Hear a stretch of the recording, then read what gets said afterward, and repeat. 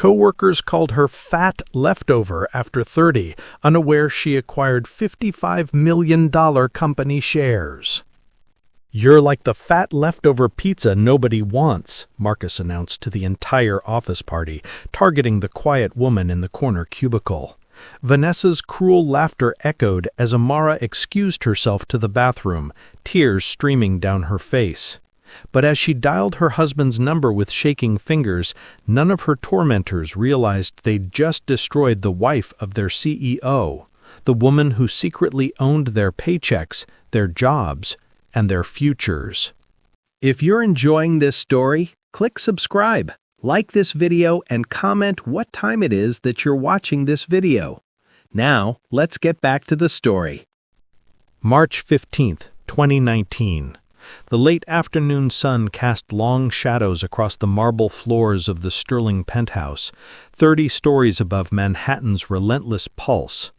Amara Sterling pressed her palm against the floor-to-ceiling window, watching tiny figures scurry along the sidewalks below like ants navigating their concrete maze. At 28, she possessed everything the world told her she should want: unlimited wealth, a powerful husband, access to society's most exclusive circles. Yet standing in her designer gown worth more than most people's annual salary, she felt like she was suffocating behind glass. The penthouse stretched behind her in pristine perfection, Italian leather furniture arranged with mathematical precision, abstract art worth millions hanging on walls that had never known a fingerprint, and silence so complete it felt oppressive. This wasn't a home, it was a museum dedicated to success, and she was just another carefully curated piece. "The charity gala starts in an hour," Anthony Sterling's voice cut through her reverie like a business meeting agenda item. She turned to see her husband adjusting platinum cufflinks in the hallway mirror, his reflection showing a man who commanded boardrooms and bent multi-million-dollar deals to his will. At 35, Anthony was everything Chicago's business magazines claimed: brilliant, ruthless, devastatingly handsome. He was also, Amara had learned over their 3 years of marriage, emotionally unavailable in ways that made the penthouse feel even more isolated. "I'll be ready in 20 minutes, Amara replied, her voice carrying none of the enthusiasm expected from someone attending a $10,000 per plate fundraiser. She'd perfected this tone over countless similar events: polite, appropriate, hollow. Anthony paused in his cufflink adjustment, catching her eye in the mirror. For a moment she thought he might actually see her, really see the loneliness she carried like a stone in her chest. Instead, he nodded with the same efficiency he brought to quarterly reports. "The Hendersons will be there tonight. Richard is considering expanding his manufacturing contract with us. Be charming." Be charming. Not "I love you," or "you look beautiful," or even "how was your day?" Just another business directive from the CEO of Sterling Dynamics to his perfectly groomed wife accessory. Amara walked to their bedroom, a space so devoid of personality it could have been a luxury hotel suite. Her walk-in closet contained clothes worth more than most people's houses: Valentino gowns, Hermes bags, shoes that cost 5 figures.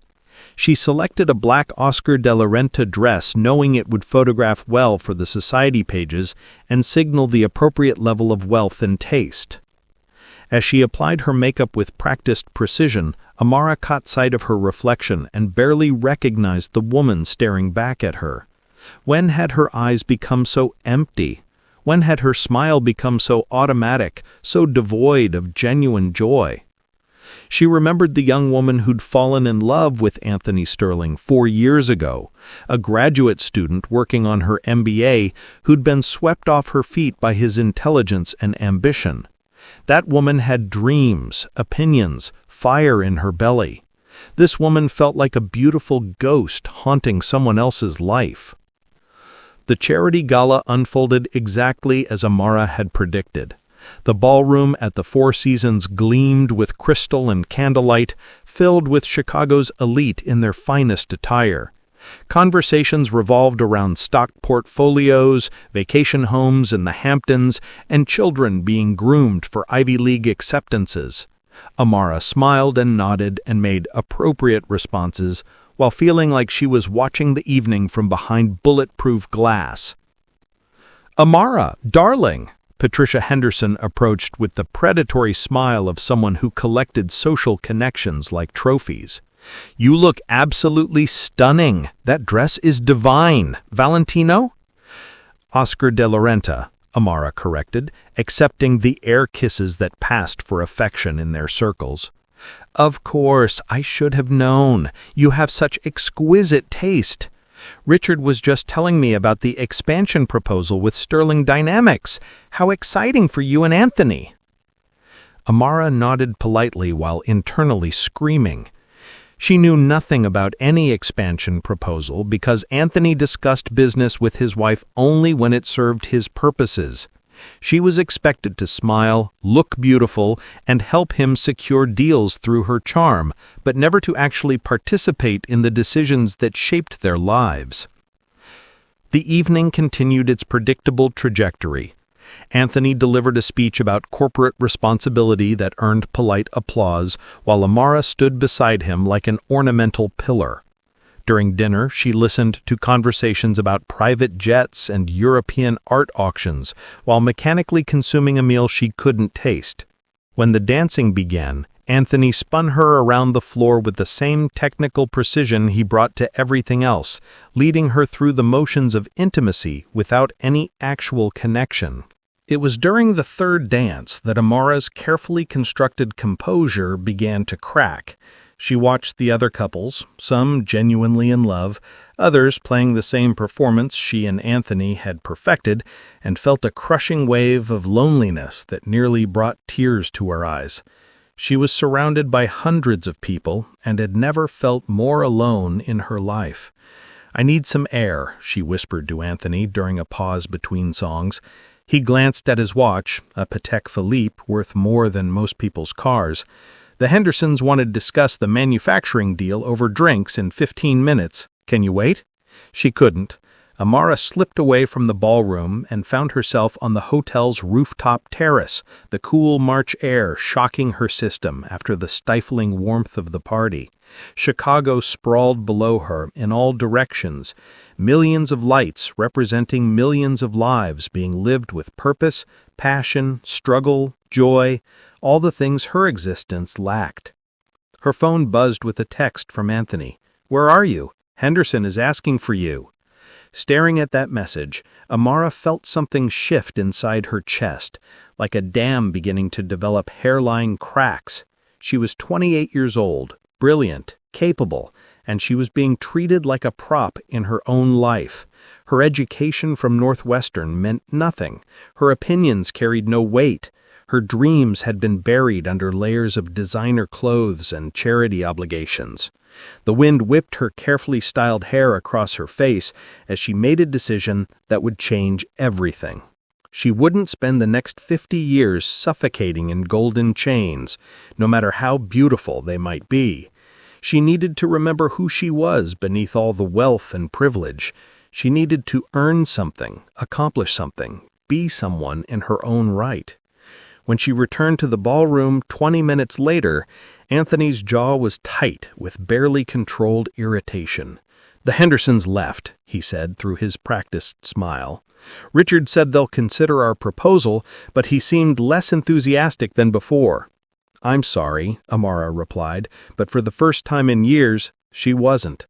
She was exhilarated, terrified, and more alive than she'd felt since her wedding day. The limousine ride home passed in silence, punctuated only by the city lights streaming past the windows. Anthony worked on his phone, while Amara stared out at the neighborhoods they passed, places where real people lived real lives, faced real challenges, experienced real victories and defeats. They envied them their authenticity, their struggles, their genuine connections with each other. Back in the penthouse, as Anthony disappeared into his study for a late-night conference call with London, Amara stood once again at the windows overlooking the city. But this time, instead of feeling trapped behind the glass, she felt like she was looking toward freedom. Tomorrow she would begin planning her escape from the golden cage that had become her prison. She didn't yet know that her decision would lead her to a small office in Chicago, where she'd discover both the cruelest and kindest sides of human nature. She didn't know that in less than a year, she'd be standing in that same office as $55 million worth of company shares transferred into her name, or that her colleagues' mockery would transform into shocked silence when they learned the truth about the fat leftover they'd dismissed. All she knew was that she couldn't spend another day being beautiful, charming, and empty. Whatever it took, however difficult the journey, she would find her way back to the woman she used to be, the one who had dreams, who had fire, who had something real to offer the world beyond her ability to wear expensive dresses and make small talk with people who saw her nothing more than Anthony Sterling's lovely wife. The city lights twinkled below like stars, and for the first time in years, Amara Sterling smiled with genuine hope. April 9th, 2019. Rain drummed against the penthouse windows with a persistence that matched Amara's growing restlessness. She had spent the morning in her usual routine, yoga with her private instructor, a healthy breakfast she barely tasted, and 2 hours reading business journals while Anthony conducted meetings in his home office. But today felt different. Today, the familiar routine felt like a straitjacket she was finally ready to shed. The conversation she'd been rehearsing for 3 weeks sat heavy on her tongue as she watched Anthony emerge from his study, already reaching for his Italian leather briefcase. His morning uniform never varied: perfectly pressed shirts that cost more than most people's monthly rent, suits tailored on Savile Row, shoes that gleamed like mirrors. He moved through their shared space with the efficient purpose of a man who viewed every moment as billable time. "The Tokyo deal closes this afternoon," he said, not quite looking at her as he gathered his things. "I'll be in back-to-back calls until at least 9. Don't wait up. Don't wait up." How many times had she heard those words over the past 3 years? How many evenings had she spent alone in their palatial home, surrounded by luxury, but starved for genuine human connection? "Anthony," her voice carried a firmness that made him pause. "We need to talk." He glanced at his watch, the same automatic gesture he made dozens of times daily, as if every conversation needed to be weighed against its impact on his schedule. "The car's downstairs, and the Tokyo team is already—" "No, it can't wait." Amara stood from the breakfast table, her silk robe rustling in the morning quiet. "I want to work." The words hung in the air between them like a challenge. Anthony's expression shifted through several micro-expressions: surprise, confusion, and something that might have been amusement. He set down his briefcase with the careful deliberation of a man buying time to formulate a response. "Work?" He repeated the word as if she'd suggested taking up professional lion taming. "Darling, you have the charity board, your art collection, the foundation gala planning. You're already working." "That's not work, Anthony. That's performance art." Amara moved to the window, needing the city's energy to fuel her courage. "When's the last time I accomplished something real? When did I last solve a problem that mattered or create something that didn't exist before I touched it?" Anthony's phone buzzed against the marble countertop, probably his assistant confirming the car's arrival. His fingers twitched toward it with the automatic reflex of a man whose identity was inseparable from his productivity. "You're having an existential crisis," he diagnosed with the same tone he might use to identify a market correction. "It's common among women of your social position. Why don't you start a new project? Redecorate the Hamptons house, maybe take up painting again." The condescension in his voice hit her like a slap. "Women of your social position." As if being wealthy made her concerns trivial. her need for purpose somehow frivolous. Amara felt that crack in her composure widen a little further. "I don't want to redecorate or paint watercolors, Anthony. I want to work, real work, with deadlines and accountability and the possibility of failure." She turned to face him, noting how his jaw had tightened almost imperceptibly. "You have everything you could possibly need." His voice carried the patient exasperation of someone explaining basic math to a child. "We have 7 homes, more money than we could spend in 3 lifetimes, access to anything your heart could desire. Why would you want the stress and uncertainty of employment?" "Because I'm dying inside," she wanted to scream. "Because I feel like a museum piece gathering dust. Because I can't remember the last time you looked at me like I was more than an attractive accessory to your success." Instead, she said, "Because having everything isn't the same as being something." Anthony's phone buzzed again, more insistently this time. He glanced at it with the longing of an addict eyeing a fix. The Tokyo deal, the board meetings, the quarterly projections. His real world was calling, and she was just another item on his to-do list to be managed and dismissed. "Look," he said, and she could hear him shifting into negotiating mode, the same tone he used with difficult clients. "If you need a project, we can talk about expanding your role with the foundation. Maybe chair the education initiative, or I want to work at Sterling Dynamics." The words exploded from her with more force than she intended. Anthony froze, his hand halfway to his buzzing phone, and for the first time in months, he had his complete attention. "Absolutely not." His response was immediate and final. "It would be a conflict of interest, a distraction for the staff, a what? An embarrassment? God forbid your wife should actually contribute to the company that bears our name." "That's not what I meant, and you know it." Anthony's voice carried the edge it took during hostile negotiations. "Sterling Dynamics employs over 8,000 people across 6 countries. It's a serious business, not a place for someone to work out their identity crisis." Identity crisis. There it was again, the dismissive reduction of her longing for purpose to some kind of psychological hiccup that would resolve itself if she just bought enough expensive things or attended enough charity lunches. "You think I'm not capable of serious work?" The question came out quieter than she had intended, but it carried the weight of 3 years' worth of accumulated dismissals. Anthony's expression softened slightly, and for a moment she glimpsed the man she had fallen in love with, the one who used to ask her opinion on business strategy, who had valued her MBA-trained insights, who had seen her as an intellectual equal rather than a beautiful ornament.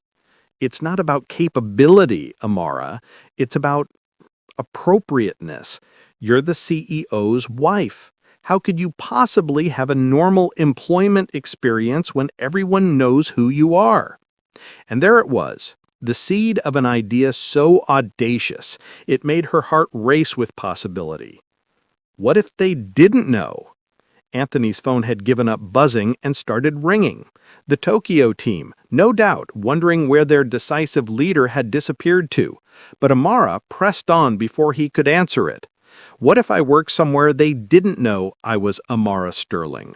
One of the smaller branches, maybe. Use my maiden name, create a background, see what it's really like to earn my way based on merit instead of connections." "That's..." Anthony stared at her as if she'd suggested defecting to a foreign country.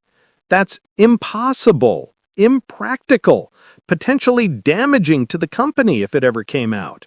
"But not illegal," Amara pressed.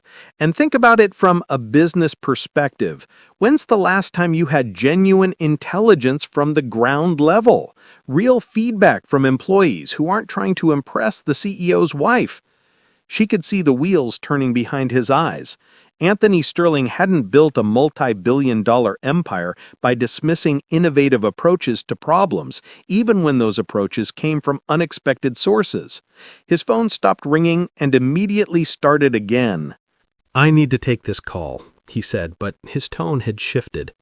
The automatic dismissal was gone, replaced by the careful consideration he gave to complex business propositions. "We'll discuss this tonight." He answered the phone as he walked toward the door, his voice immediately shifting to the confident authority his employees knew and respected. "Henderson, sorry to keep you waiting. Yes, I'm looking at the Tokyo projections now." Amara remained by the window long after the elevator doors closed behind him, her reflection ghost-like in the rain-streaked glass. She'd planted a seed, but seeds needed tending if they were going to grow into something real. Tonight's conversation would determine whether her desperate grab for authentic purpose would flourish or wither. The rain continued its steady percussion against the windows, and somewhere in its rhythm, Amara heard the sound of possibility. The hours until Anthony's return stretched like an eternity. Amara found herself researching Sterling Dynamics' smaller branches, studying organizational charts, crafting the fictional background that would become Amara Johnson. The Chicago office caught her attention. Successful but not spectacular, large enough to offer real opportunities, but small enough that the CEO's wife could plausibly blend in unnoticed. By the time Anthony returned at 10:47 p.m., she'd prepared a presentation that would have impressed his board of directors. Financial projections, risk assessments, potential benefits to both her personal development and the company's operational intelligence. She'd approached her own life like a business problem that needed solving, and she'd crafted a solution. "You're serious about this," he said, after reviewing her carefully prepared documents. They sat in his study, the same room where he'd made deals worth hundreds of millions of dollars. Now he was negotiating the terms of his wife's escape from their golden prison. Deadly serious. Anthony leaned back in his leather chair, studying her face with the same intensity he brought to evaluating acquisition targets. 6 months, he said finally. Chicago office, entry-level position, complete anonymity. But I want something in return. Amara's heart hammered against her ribs. Name it. When this experiment is over, and it will be over, I want my wife back, fully committed to our life together, to the responsibilities that come with being Mrs. Anthony Sterling. No more existential crises, no more longing for ordinary problems. Deal? She should have recognized the trap in his words, the way he'd turned her desperate need for growth into a limited-time offer with predetermined expiration date. She should have seen how he'd managed to make even her rebellion serve his purposes, ensuring that her journey of self-discovery would ultimately lead her right back to his perfectly controlled world. But all she could see was the door he was opening, the chance to remember who she might become if she could strip away the Sterling name and everything that came with it. Deal, she said, and signed the papers that would transfer $55 million worth of shares into her name, including ownership of the very Chicago branch where she'd soon learn the true cost of being dismissed as nothing more than a fat leftover nobody wanted. September 18th, 2019. The cramped studio apartment in Lincoln Park felt like a different planet compared to the Sterling penthouse. Amara stood in the center of the 450-square-foot space, surrounded by cardboard boxes and IKEA furniture that she'd assembled herself for the first time in her adult life. The Allen wrench blisters on her palms were oddly satisfying, proof that she was building something with her own hands, even if it was just a coffee table that wobbled slightly when she set her laptop on it. Her reflection in the thrift store mirror showed a woman she barely recognized. Gone were the designer clothes, the professional blowouts, the jewelry that cost more than most cars.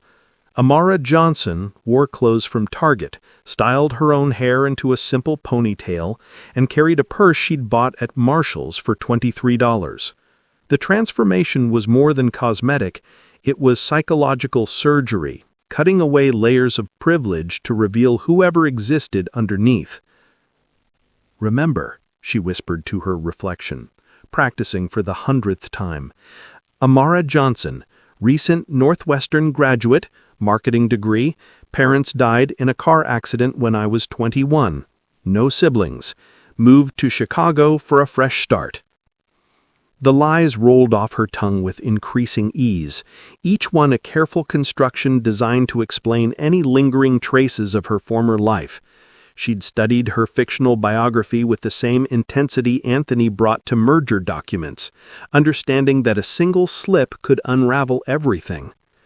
Her phone, a basic Android she'd bought to replace her iPhone, buzzed with a text from Anthony. "Flight to Geneva leaves at 6 a.m. Sure you don't want to come with me instead of playing pretend tomorrow?" Playing pretend. Even now, hours before she was scheduled to report for her first day of real work, he couldn't resist diminishing her choices.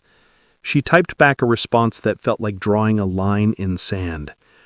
"Good luck with the merger. I'll be busy earning my first paycheck." The three dots appeared and disappeared several times, suggesting Anthony was crafting and deleting responses. Finally, her phone remained silent, and Amara knew he'd chosen to let her have the last word, rather than risk an argument that might derail his European business trip. It was a small victory, but she'd learned to celebrate small victories in a marriage where larger ones were scarce. She spent her final evening of preparation reviewing everything she could find about Sterling Dynamics' Chicago branch. 237 employees, specializing in mid-market consulting for manufacturing companies.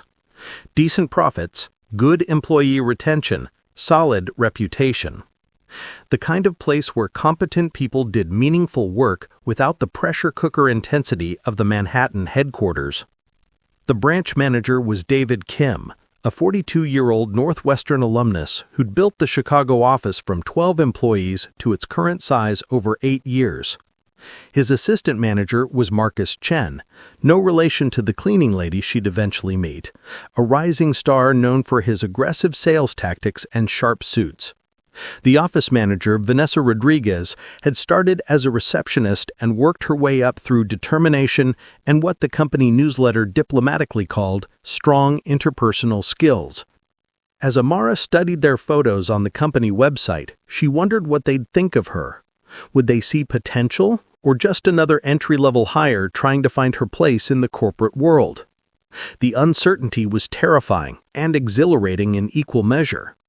When was the last time she'd walked into a situation where the outcome wasn't predetermined by her last name?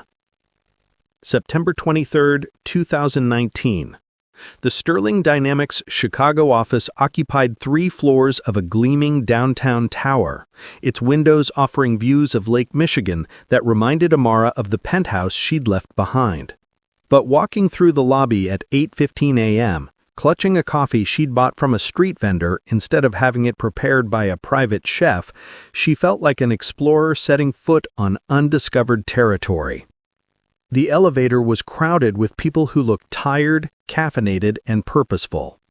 They wore clothes from department stores instead of designer boutiques, carried lunch bags instead of expecting catered meals, and checked phones that weren't the latest models. It was the most beautiful thing Amara had seen in years. Ordinary people preparing to tackle ordinary challenges, their worth measured by their contributions rather than their trust funds. "Nervous?" asked the woman standing beside her, a black woman about Amara's age with a kind smile and sensible shoes. "First-day jitters are the worst." "That obvious?" Amara replied, grateful for the friendly gesture. "Honey, you're gripping that coffee like it's life support. And you've checked your reflection in the elevator doors 3 times. Either it's your first day or you're about to rob a bank." The woman laughed, a genuine sound that made Amara's chest feel warm.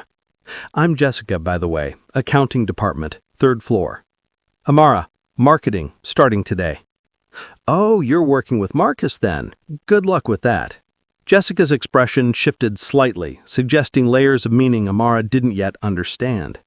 "He's intense, but the work's good, and most people are decent.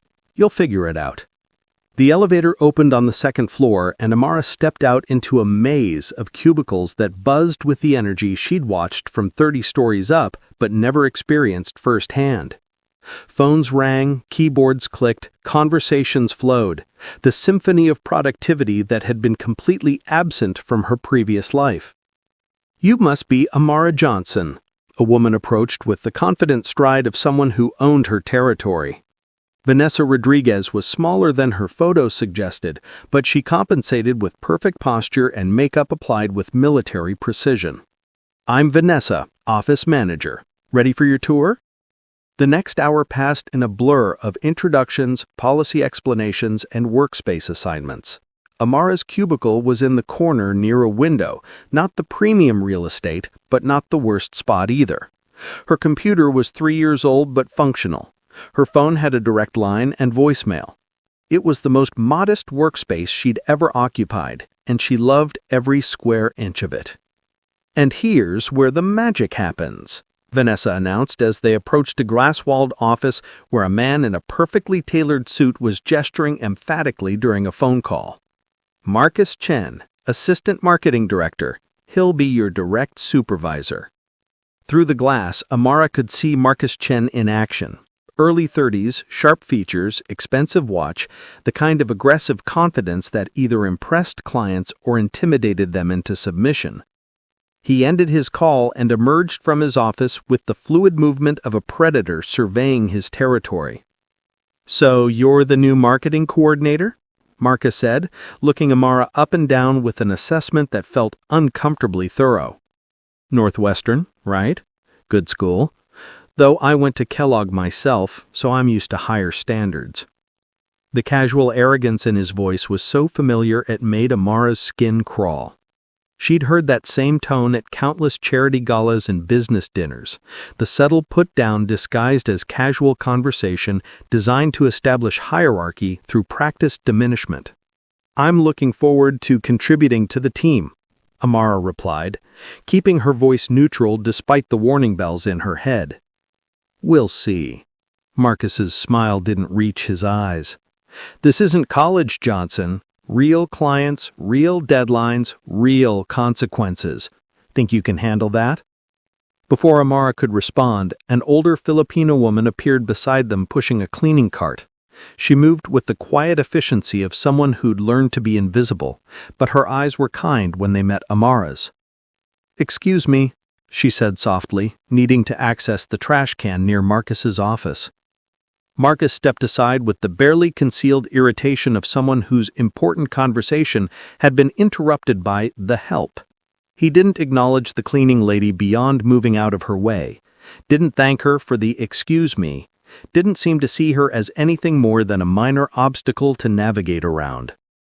But Amara saw her. More than that, she recognized something in the woman's careful movements, the way she made herself small in spaces that belonged to others. It was a performance Amara knew intimately, though she'd played it on a different stage. Both of them were experts at being present but invisible, essential but dismissed, there but not really there. "That's Mrs. Chen," Vanessa explained once they'd moved on. "Sweet lady, been cleaning here for years. Keeps to herself mostly." Mrs. Chen. Amara filed the name away, something telling her it would be important later. The rest of her first day unfolded with the overwhelming intensity of drinking from a fire hose. Client files, project timelines, budget spreadsheets, marketing protocols, information that would have been filtered through assistants and department heads in her previous life now landed directly on her desk, demanding immediate attention and comprehension. By lunchtime, Amara's head was spinning with acronyms and procedures, but she felt more energized than she had in years. Every task had clear parameters and measurable outcomes. Every project mattered to someone. Clients who depended on their recommendations, colleagues whose bonuses rode on successful campaigns, businesses whose futures hung in the balance of quarterly reports. She ate her sandwich, peanut butter and jelly she'd packed herself, at her desk while reviewing client presentations. Around her, co-workers chatted about weekend plans, complained about their commutes, shared photos of their children. It was beautifully, perfectly ordinary, and Amara soaked up every mundane detail like a woman dying of thirst.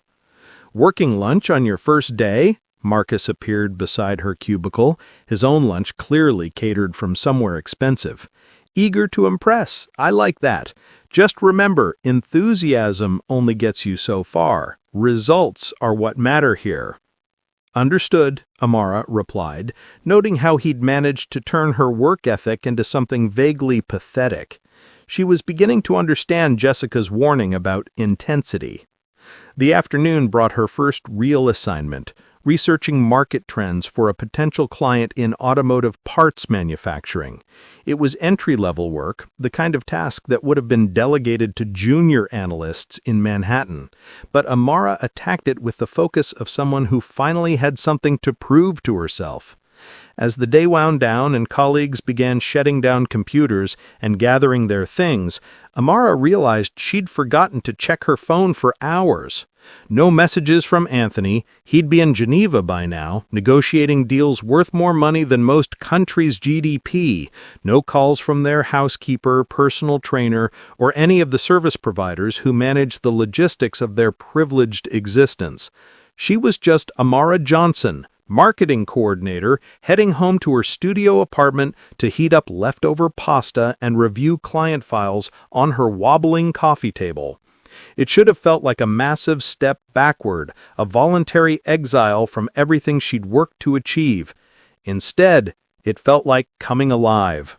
October 1st, 2019. The morning coffee ritual had become Amara's favorite part of each day.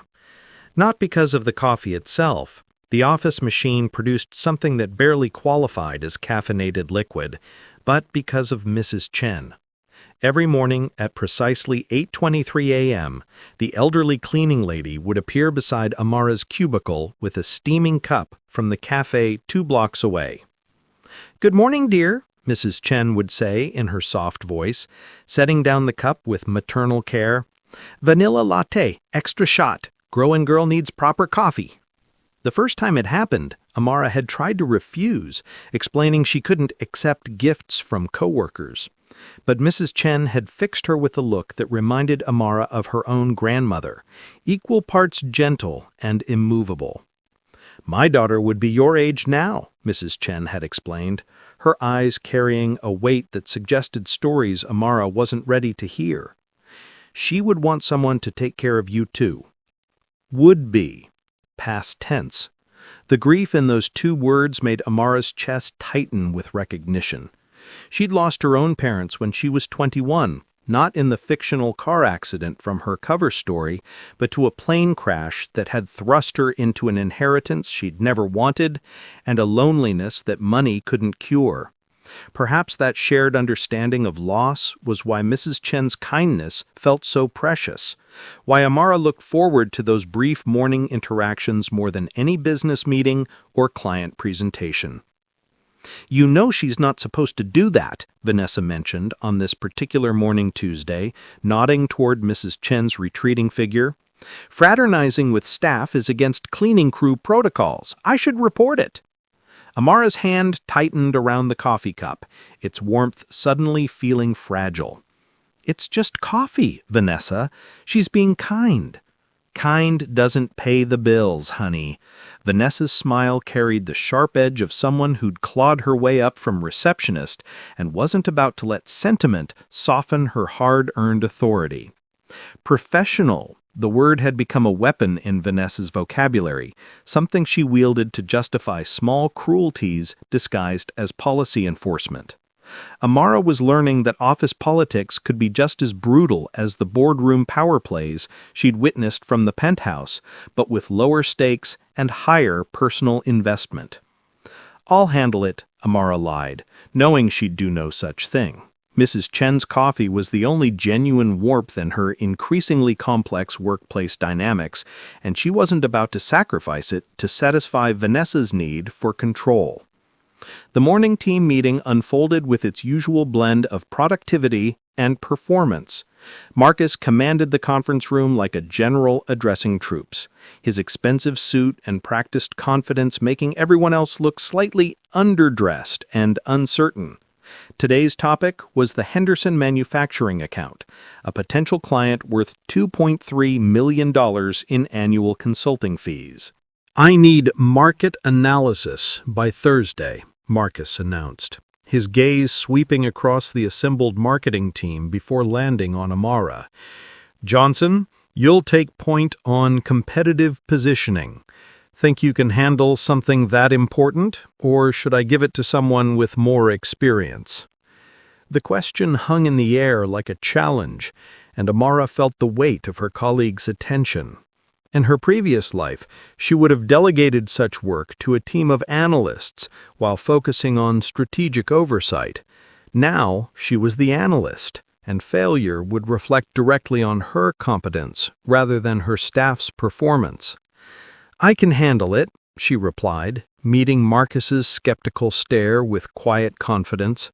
"We'll see," Marcus said, the same dismissive phrase he'd used on her first day. "This client expects excellence, not participation trophies." Participation trophies.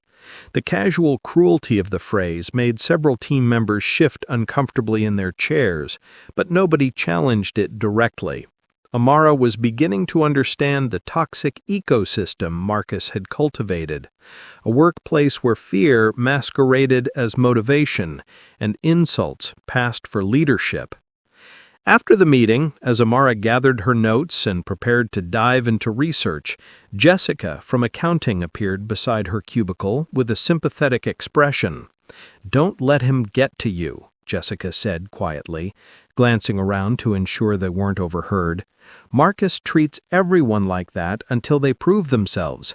Then he takes credit for their success and acts like the tough love was necessary character building." "How long does the proving process usually take?" Amara asked, genuinely curious about the dynamics she'd stumbled into. Jessica's laugh held no humor. "Depends on how useful he is to him. Some people never graduate from the proving phase. Others become part of his inner circle and start treating newcomers the same way he treated them. It's like hazing that never ends." The Henderson manufacturing analysis consumed Amara's next 3 days.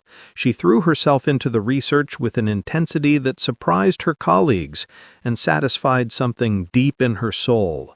For years, her intellectual capabilities had been ornamental, something Anthony showed off at dinner parties, but never actually utilized. Now, every insight she uncovered mattered, every recommendation carried weight, every conclusion could influence real business decisions. She worked late each evening, her studio apartment becoming a satellite office covered with printouts and sticky notes. The contrast with her former life was stark. Instead of attending charity galas and art openings, she spent her evenings analyzing market share data and competitive pricing strategies. Instead of discussing vacation homes and society gossip, she found herself genuinely excited about manufacturing efficiency metrics and client retention patterns. Thursday morning arrived with unusual anticipation. Amara had prepared what she knew was excellent work, comprehensive, insightful, and strategically sound. The competitive analysis she had produced would have impressed the senior partners at Sterling Dynamics Manhattan headquarters, and she was eager to see Marcus's reaction to her capabilities. "Interesting approach," Marcus said, after reviewing her presentation, his tone carefully neutral, "though I'm not sure a client like Henderson would appreciate some of these creative interpretations of market data." Creative interpretations. Amara felt her confidence deflate slightly as Marcus highlighted several sections of her analysis, reframing her insights as novice mistakes rather than strategic thinking. "The competitive positioning matrix is particularly ambitious," he continued, and somehow made ambition sound like a character flaw. But clients prefer straightforward recommendations they can actually implement, not business school theory. Business school theory. The dismissal stung because it contained just enough truth to undermine her confidence. Her recommendations were sophisticated, perhaps more sophisticated than necessary for a mid-market manufacturing client. But sophistication wasn't the same as impracticality, and insight wasn't the same as theory. "I can simplify the presentation if you think it's too complex," Amara offered, hating how small her voice sounded. "Let's table this for now," Marcus decided, already turning his attention to other matters. "I'll handle the Henderson presentation myself. Client relationships are too important to risk on experimental approaches." Experimental approaches. 3 days of excellent work reduced to an experiment, dismissed without serious consideration because it came from someone Marcus had predetermined was inexperienced and unreliable. As Amara returned to her cubicle, the familiar weight of being underestimated settled around her shoulders like an old coat. She had hoped that stripping away the Sterling name would allow her work to speak for itself, but she was discovering that prejudice took many forms. Instead of being dismissed for being too privileged, she was now being dismissed for being too inexperienced. Different reasons, same result. Rough morning? Mrs. Chen appeared beside her cubicle with perfect timing, as if she possessed some supernatural ability to sense when Amara needed motherly comfort. "Just work stuff," Amara replied, not wanting to burden the older woman with her professional frustrations. Mrs. Chen studied Amara's face with the penetrating gaze of someone who'd raised children and seen through their attempts to hide pain. "My late husband used to say that some people measure others by their own small size. Don't let small people make you feel small too." The wisdom in those words hit Amara like a gentle slap, reminding her of truths she'd forgotten in her frustration. She had chosen this path to prove something to herself, not to win Marcus's approval or validation. His opinion of her work mattered less than her own knowledge of its quality. "Thank you," Amara said, meaning it more than Mrs. Chen could possibly understand. Mrs. Chen smiled and patted Amara's shoulder with maternal affection before continuing her cleaning rounds. Watching her go, Amara felt a familiar tightening in her chest. Not frustration this time, but protective anger. Mrs. Chen worked 2 jobs to support her grandchildren, brought coffee to lonely colleagues out of pure kindness, and possessed more wisdom and grace than most of the executives Amara had known. Yet, people like Marcus and Vanessa looked right through her, seeing nothing more than someone to empty their trash cans and clean their offices. That afternoon, Amara made a decision that felt like a small rebellion. Instead of eating lunch at her desk again, she sought out Mrs. Chen during her break and asked if she'd like company. They sat in the building's small employee garden, sharing sandwiches and stories about everything except work. "You have kind eyes," Mrs. Chen observed as they watched office workers hurry past on the sidewalk below, "but sad ones too, like you're carrying something heavy." Amara considered denying it, maintaining the cheerful facade she'd perfected over years of hiding her loneliness behind designer clothes and charity work. Instead, she found herself being more honest than she'd been with anyone in months. "I'm trying to figure out who I am when nobody expects anything from me. It's harder than I thought it would be." Mrs. Chen nodded with the understanding of someone who'd reinvented herself more than once. She said, "Identity is like coffee. Takes time to brew properly. Too fast, and it's weak. Too slow, and it's bitter. But when it's right, it gives you strength for whatever comes next." As they returned to their respective responsibilities, Amara felt something shift in her perspective. The Henderson manufacturing disappointment still stung, but it no longer felt like a judgment on her worth. It was just one data point in a larger experiment, one setback in a journey that was far from over. She didn't yet know that in 2 weeks, Marcus's casual cruelties would escalate into something much more vicious, or that her growing friendship with Mrs. Chen would become a lifeline during her darkest moment at Sterling Dynamics. She didn't know that the coffee ritual would continue right up until the morning when Anthony Sterling walked through the office doors and changed everything forever. All she knew was that she was learning to be Amara Johnson, one difficult day at a time, and that was enough for now. October 15th, 2019. The office Halloween party had been Vanessa's idea, pitched as a team-building exercise that would boost morale and demonstrate Sterling Dynamics' fun-loving company culture. Amara had watched the planning process with fascination, the careful budget negotiations, the committee meetings about decorations, and the surprisingly intense debates about whether costume contests were inclusive or discriminatory. It was democracy in miniature, messy and inefficient compared to the autocratic efficiency of her former life. She'd chosen her costume with deliberate simplicity. A witch's hat from the dollar store, paired with her usual work clothes. The irony wasn't lost on her. She was playing at being something she wasn't, while hiding her true identity behind a mask of ordinary employment. A costume within a costume. A performance nested inside another performance. The party began at 4:30. Transforming the sterile office space into something resembling festive. Orange and black streamers hung from cubicle walls, plastic spiders dangled from fluorescent lights, and someone had carved pumpkins that grinned with crooked teeth from reception desks. It was wonderfully, perfectly tacky, the kind of authentic human celebration that happened when people pooled their resources and enthusiasm instead of hiring event planners to manufacture magic. Amara found herself genuinely enjoying the chaos. Co-workers revealed hidden talents. Jessica had made incredible sugar cookies shaped like bats. The IT department had rigged a fog machine that filled the break room with appropriately spooky atmosphere.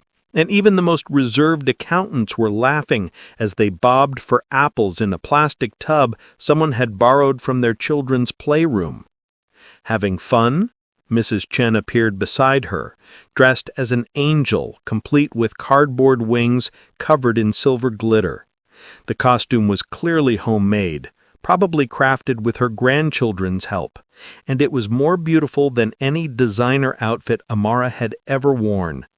More than I expected, Amara admitted, watching their colleagues transformed by costumes into pirates, superheroes, and characters from movies she'd never had time to watch. You have beautiful eyes. By the way, perfect angel. Amara's eyes crinkled with pleasure at the compliment. My granddaughter helped me with the wings. She said angels should sparkle. She paused, steadying Amara's simple costume with motherly concern. You didn't dress up much. I'm trying to figure out who I want to be when nobody expects anything from me. The evening progressed with games, prizes, and the kind of casual socializing that Amara was still learning to navigate. She'd spent years at events where every conversation was strategic, where guest lists were weapons and small talk was reconnaissance. This was different. Genuine laughter, authentic connections, people who talked to each other because they actually liked each other, rather than networking demanded it. Marcus had arrived fashionably late, dressed as Gordon Gekko, complete with slicked-back hair and suspensions. The costume choice struck Amara as revealing. Even for Halloween, he couldn't resist presenting himself as a ruthless financial predator. He held court near the makeshift bar, dispensing wisdom about market dynamics and client management to anyone within earshot. Johnson, Marcus called out as Amara passed his impromptu circle of admirers, come settle a debate for us. We're discussing whether marketing is art or science. The question was clearly a trap, designed to showcase his superiority regardless of how she answered. If she said art, he'd dismiss her as impractical. If she said science, he'd lecture her about the creative aspects she was missing. It was the kind of no-win scenario he specialized in creating. It's both, Amara replied diplomatically. Like cooking, you need technical skills and creative instincts. Interesting metaphor, Marcus said, his smile sharp enough to cut glass. Though I suppose someone with your limited experience might see it in domestic terms. Domestic terms. The phrase landed like a slap, its implications clear to everyone within hearing distance. Marcus had just reduced her professional opinion to feminine stereotyping, dismissing her insight by tying it to traditional women's work. Several of his admirers laughed, not because the comment was funny, but because laughing was safer than challenging it. Amara felt heat rise in her cheeks, but she forced her expression to remain neutral. She'd faced worse dismissals at charity galas and business dinners, subtle put-downs disguised as compliments, condescension wrapped in silk. This was just cruder, more obvious in its intent to humiliate her. "Excuse me," she said quietly, turning away from Marcus's circle before the conversation could deteriorate further. But Marcus wasn't finished. Perhaps emboldened by the alcohol or the appreciative audience, he raised his voice to ensure everyone at the party could hear his next observation. "You know what, Amara?" His words cut through the party chatter like a blade through silk. "You're like the fat leftover pizza nobody wants. Still sitting there at 30, probably why you're single and desperate enough to take this entry-level job." The break room fell silent except for the hum of the fog machine and someone's Halloween playlist still trickling through desktop speakers. Conversation stopped mid-sentence. Laughter died in throats. Even the most socially oblivious colleagues recognized they were witnessing something that crossed professional lines into personal cruelty. Amara stood frozen, Marcus's words hitting her like physical blows. Fat leftover pizza. The metaphor was designed for maximum humiliation, comparing her to something unwanted, discarded, pathetic. And the age reference cut deepest because it revealed how carefully he'd studied her fictional biography, looking for vulnerabilities to exploit. "At least pizza gets eaten eventually," Vanessa added with a giggle that sounded like breaking glass, her contribution designed to ensure she remained in Marcus's good graces by joining his attack rather than defending the victim. The silence stretched like a held breath. Amara could feel dozens of eyes watching her, waiting to see how she'd respond to such public humiliation. Some faces showed sympathy, others embarrassment. A field displayed the hungry anticipation of people watching a car crash unfold in slow motion. Part of her wanted to reveal everything in that moment, to strip away the Amara Johnson persona and show them exactly who they'd just insulted. She could picture their faces when they learned that the desperate entry-level employee they were mocking owned the very building they stood in, that her limited experience included an MBA from Northwestern and years of boardroom strategy sessions, that the woman they'd dismissed as a leftover was married to the man who signed their paychecks. But revealing the truth would destroy everything she'd worked to build. It would prove that she couldn't survive without the protection of her husband's name and money. It would confirm Marcus's assessment that she was playing at working, a rich woman's hobby rather than genuine professional growth. "Excuse me," Amara said, her voice barely above a whisper. She walked toward the bathroom on legs that felt disconnected from her body, leaving behind a party that had transformed from celebration to execution in the span of 30 seconds. The bathroom mirror reflected a stranger's face, flushed with humiliation, eyes bright with unshed tears, mouth trembling with the effort of maintaining composure. This was what authentic experience looked like, she realized.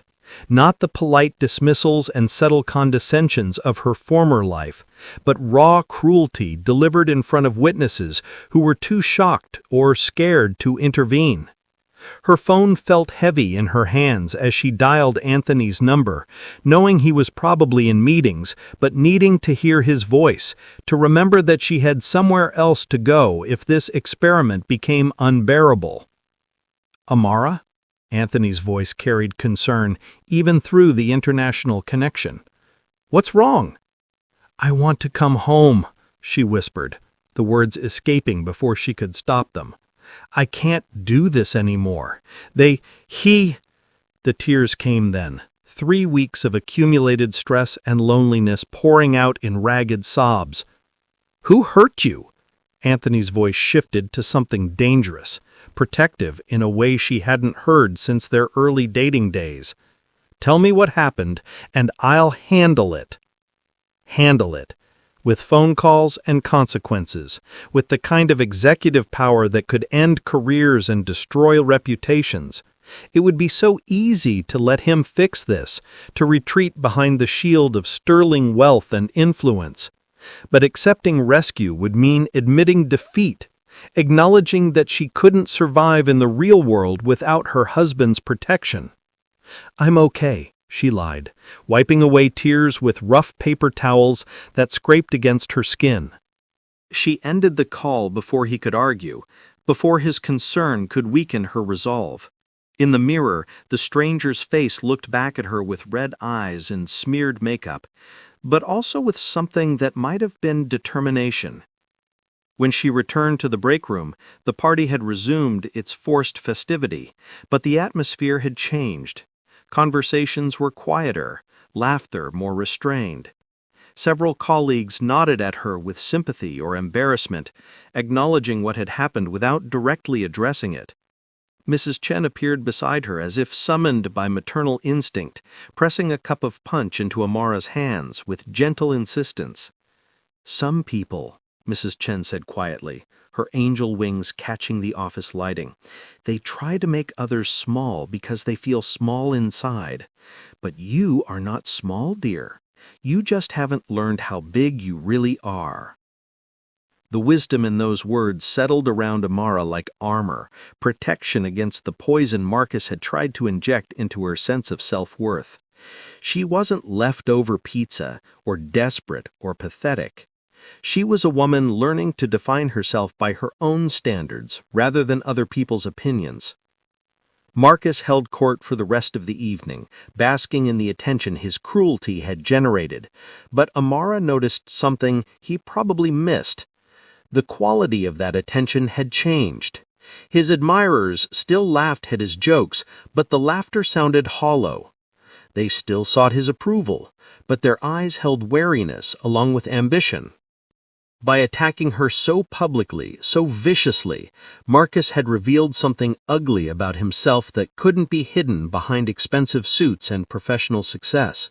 And in surviving his attack with grace, Amara had revealed something strong about herself that she was only beginning to understand. As she packed up her things to leave that evening, Amara made a silent promise to herself and to Mrs. Chen, whose kindness had become a lifeline in hostile waters. She would not quit.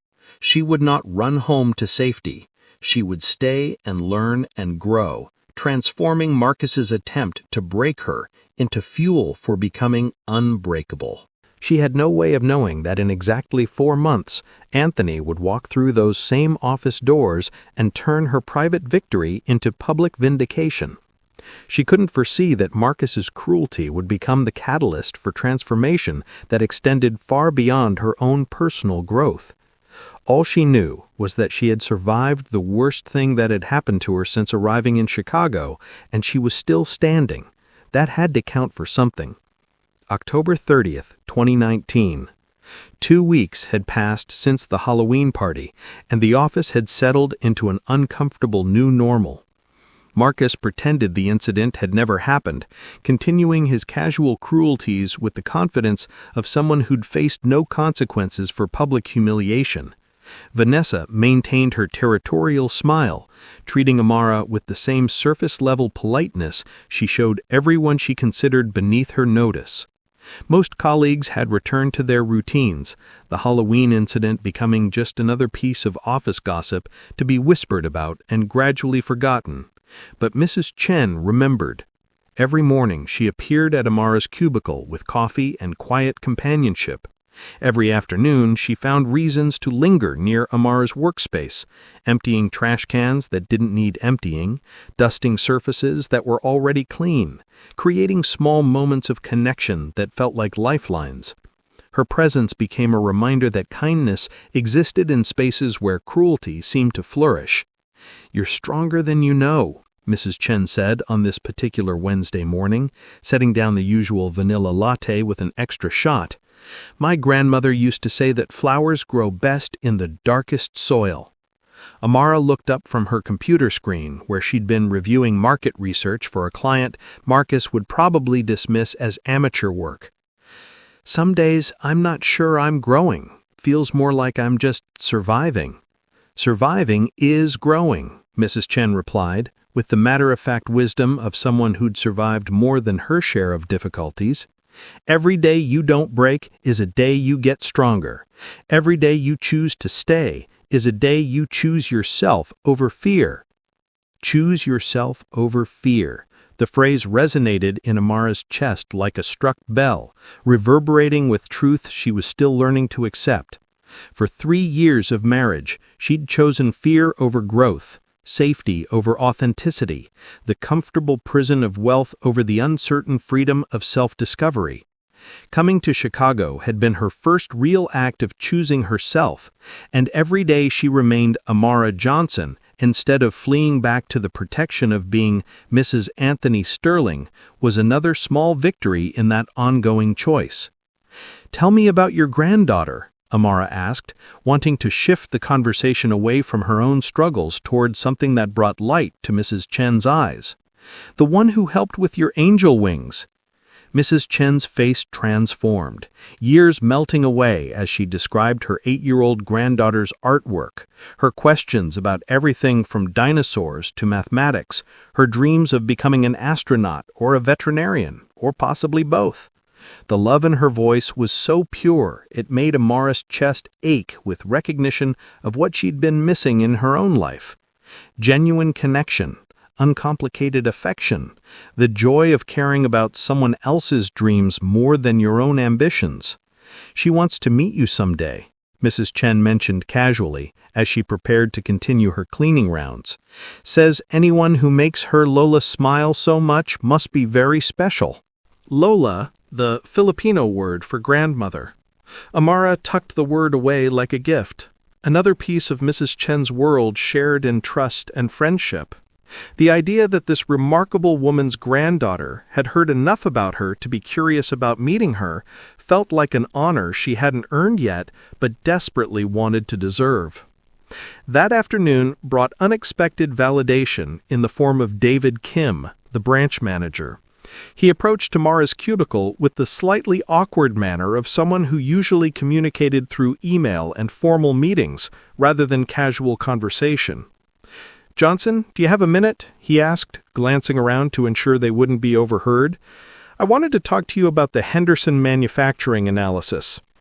Amara felt her stomach tighten. The Henderson project had become a symbol of her professional frustrations, excellent work dismissed without consideration, insights reduced to experimental approaches by Marcus's territorial insecurity. She'd assumed the matter was closed, filed away as another example of her supposed inexperience.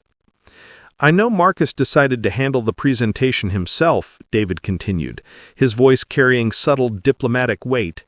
"But I reviewed your original analysis, and I wanted you to know it was impressive work, sophisticated thinking, thorough research, actionable recommendations, the kind of strategic insight that comes from really understanding both the data and the client's needs."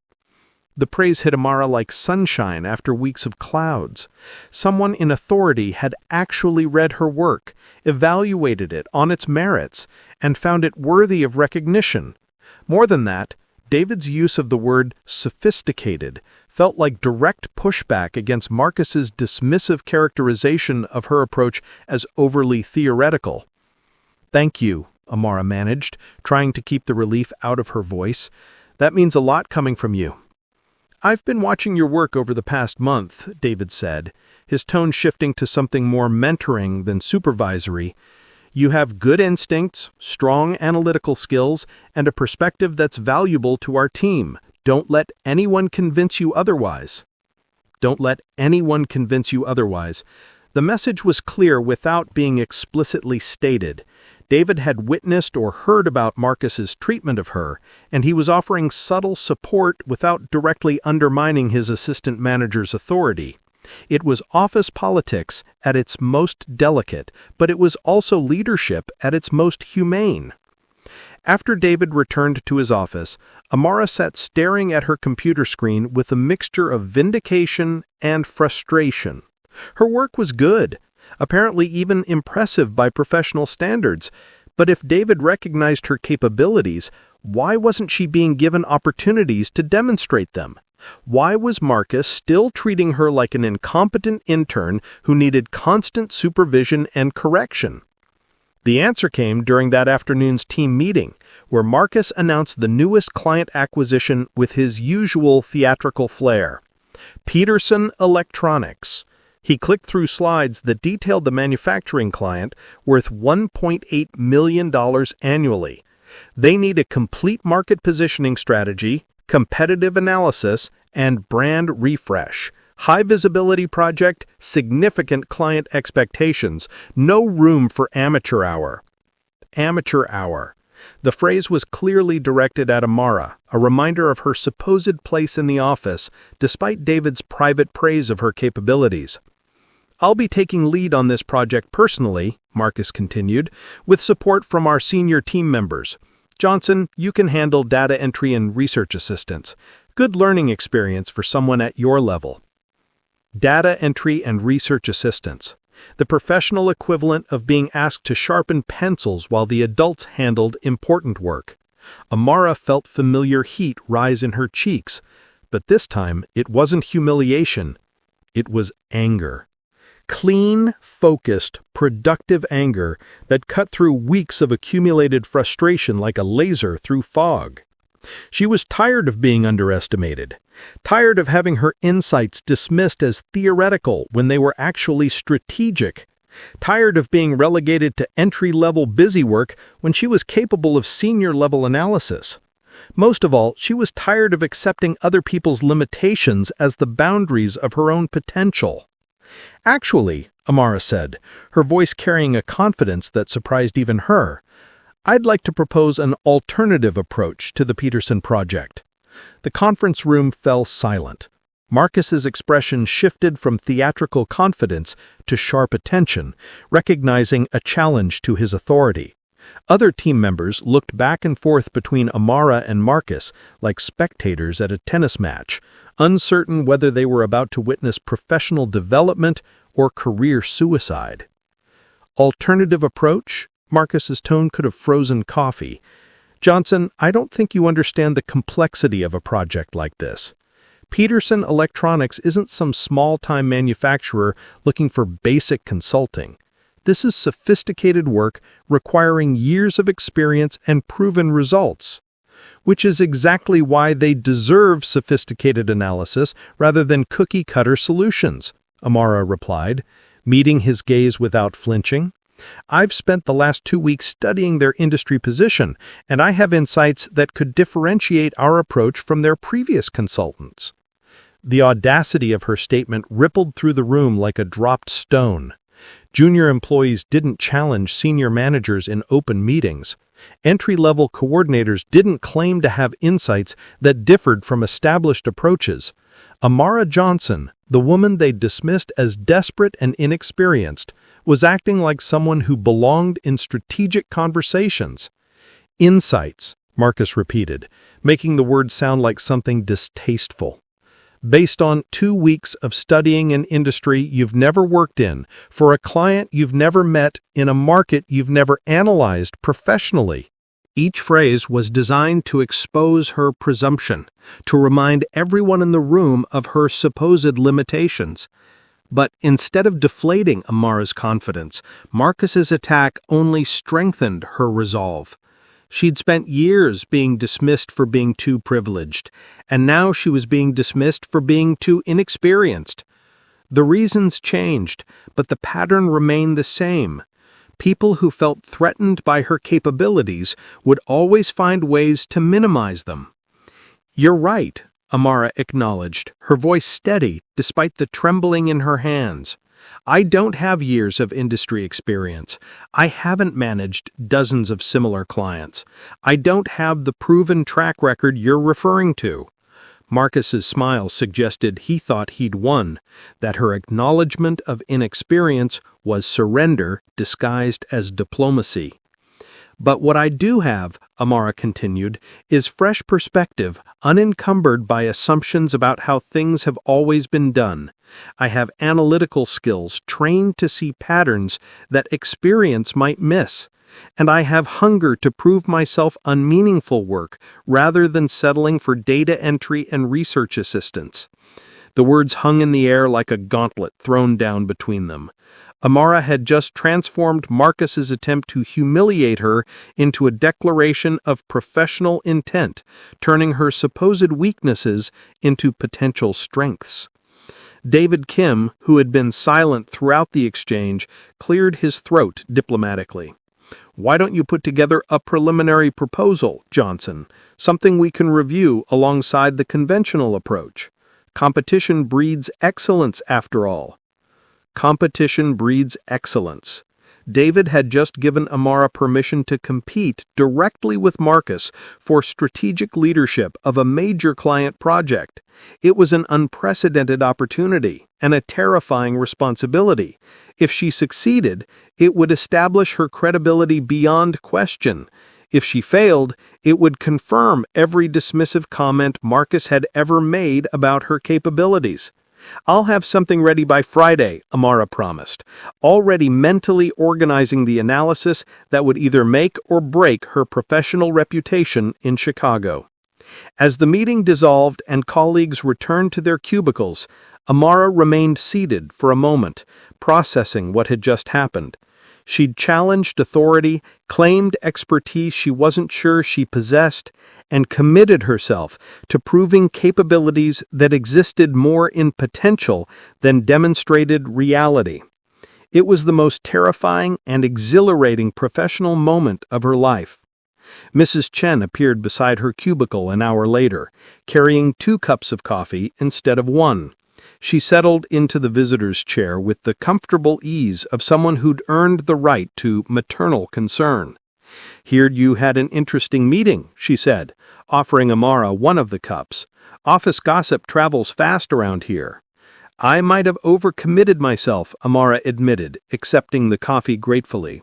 "Challenging Marcus in front of everyone, promising analysis I'm not sure I can deliver. Maybe I should have stayed quiet and kept my head down." "Head down is no way to live," Mrs. Chen replied firmly. "My late husband used to say that ships are safest in harbor, but that's not what ships are built for. You were built for bigger things than data entry and research assistance." Built for bigger things. The phrase resonated with truth Amara had been afraid to acknowledge even to herself.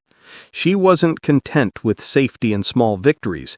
She wanted to test herself against meaningful challenges to discover what she was capable of when pushed beyond her comfort zone.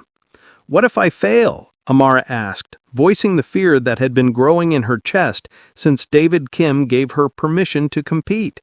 Mrs. Chen smiled with the wisdom of someone who'd faced her share of failures and survived them all. "Then you failed trying something important instead of succeeding at something small, and failure teaches lessons that success never can."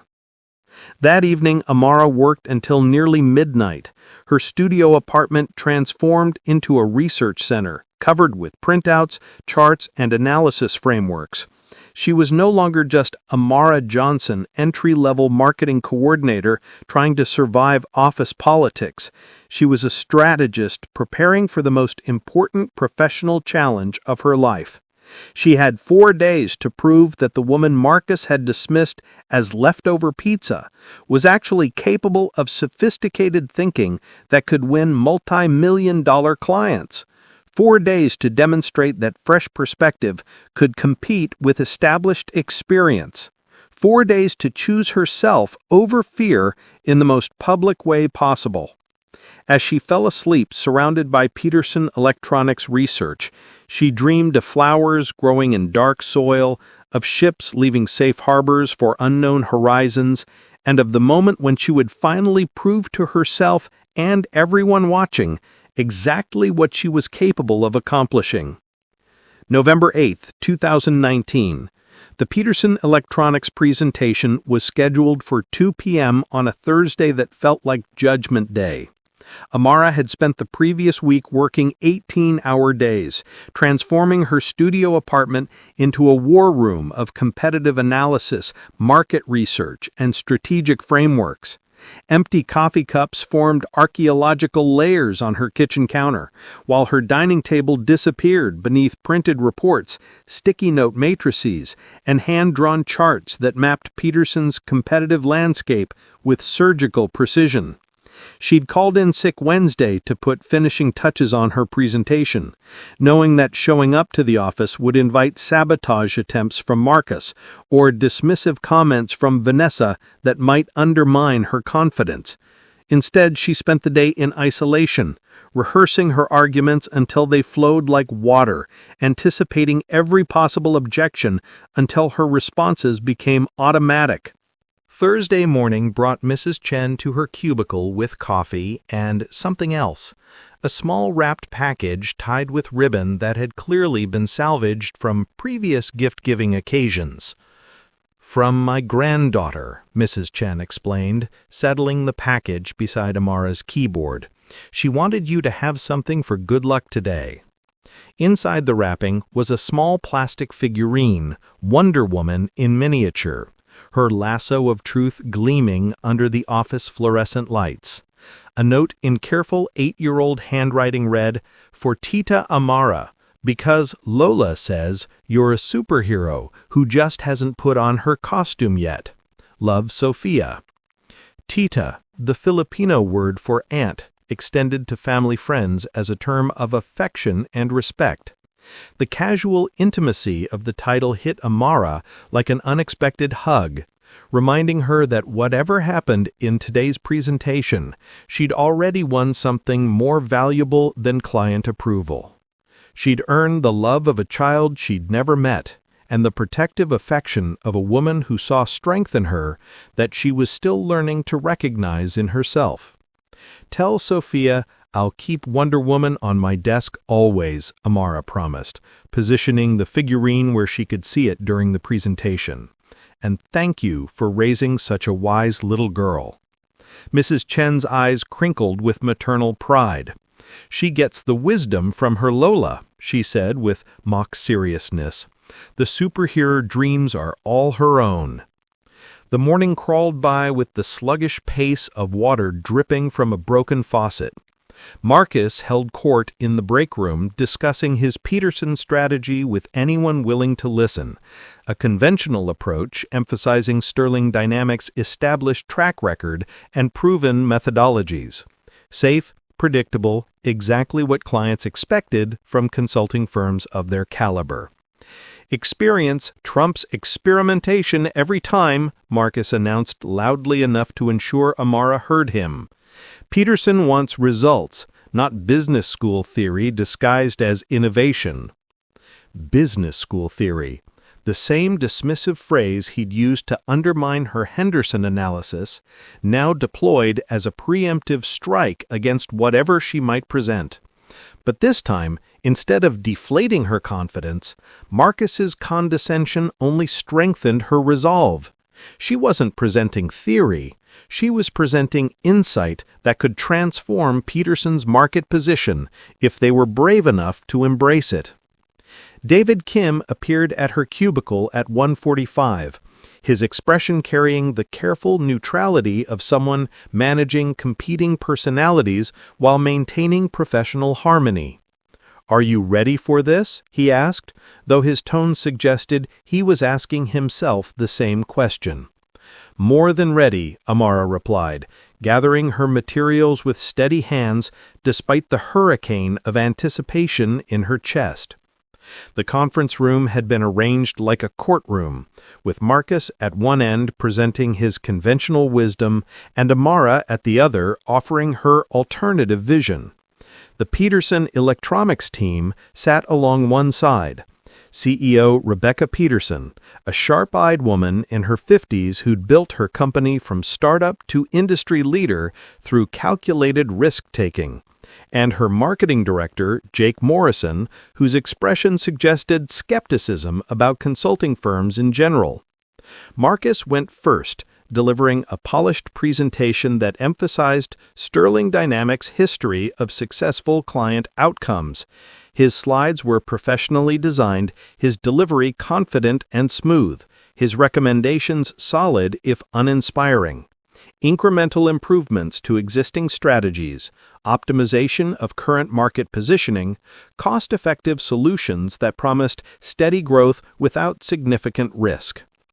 Our approach leverages proven methodologies, ensuring Peterson Electronics achieves sustainable results through battle-tested strategies. Sometimes the best innovation is executing fundamentals with excellence. Polite applause followed, the kind of measured appreciation given to presentations that met expectations without exceeding them. Rebecca Peterson nodded thoughtfully, while Jake Morrison took notes, both maintaining the poker faces of experienced negotiators. Then it was Amara's turn.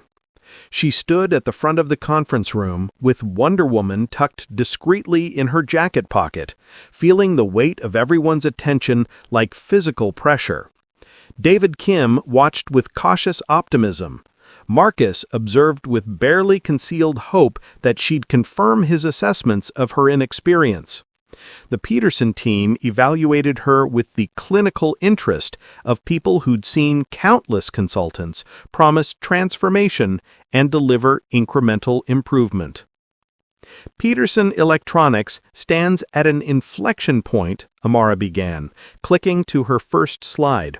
Not a company logo or generic strategy framework, but a detailed analysis of Peterson's competitive environment that revealed patterns none of their previous consultants had identified.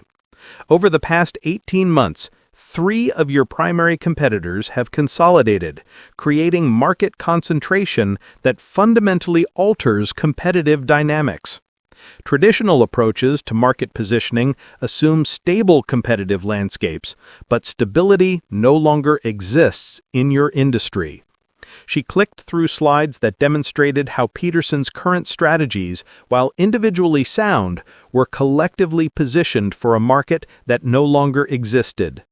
Her analysis revealed opportunities hidden in the chaos of consolidation.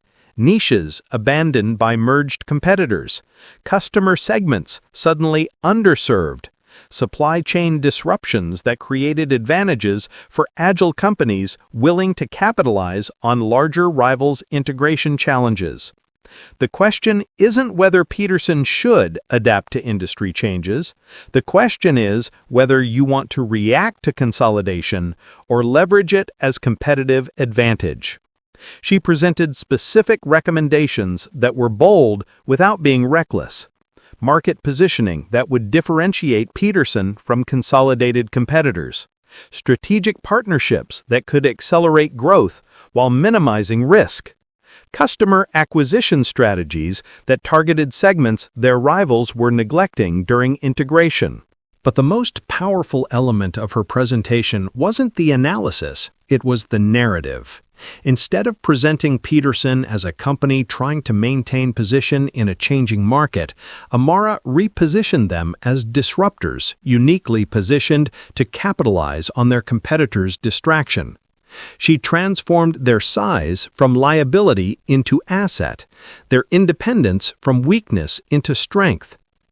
Consolidation creates predictability, she concluded, clicking to her final slide, a projection showing Peterson's potential market share gains if they executed her recommended strategies. Large merged companies move slowly, focus internally, serve shareholders before customers. That creates 18 to 24 months of opportunity for companies willing to be bold while their competitors are being careful. The silence that followed felt different from the polite attention Marcus had received. Rebecca Peterson leaned forward in her chair, her sharp eyes studying Amara with new interest. Jake Morrison had stopped taking notes and was staring at the projections on screen, his skepticism replaced by something that might have been excitement.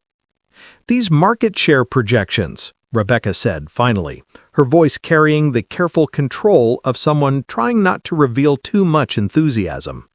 "You're suggesting we could gain 12 to 15% market share within 2 years?" "Conservative estimate," Amara replied, meeting Peterson's gaze without flinching. "The analysis assumes your competitors complete integration efficiently and refocus on external growth within 18 months. If their integration takes longer, and large mergers usually do, the opportunity window extends to 36 months with even greater potential gains." "And if we execute poorly?" Jake Morrison asked, testing whether she'd considered downside risks alongside upside opportunities.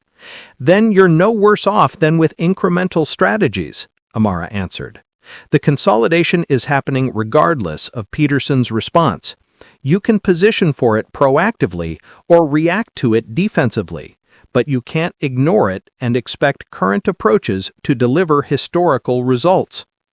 Marcus cleared his throat, preparing to regain control of a presentation that had clearly shifted away from his conventional recommendations.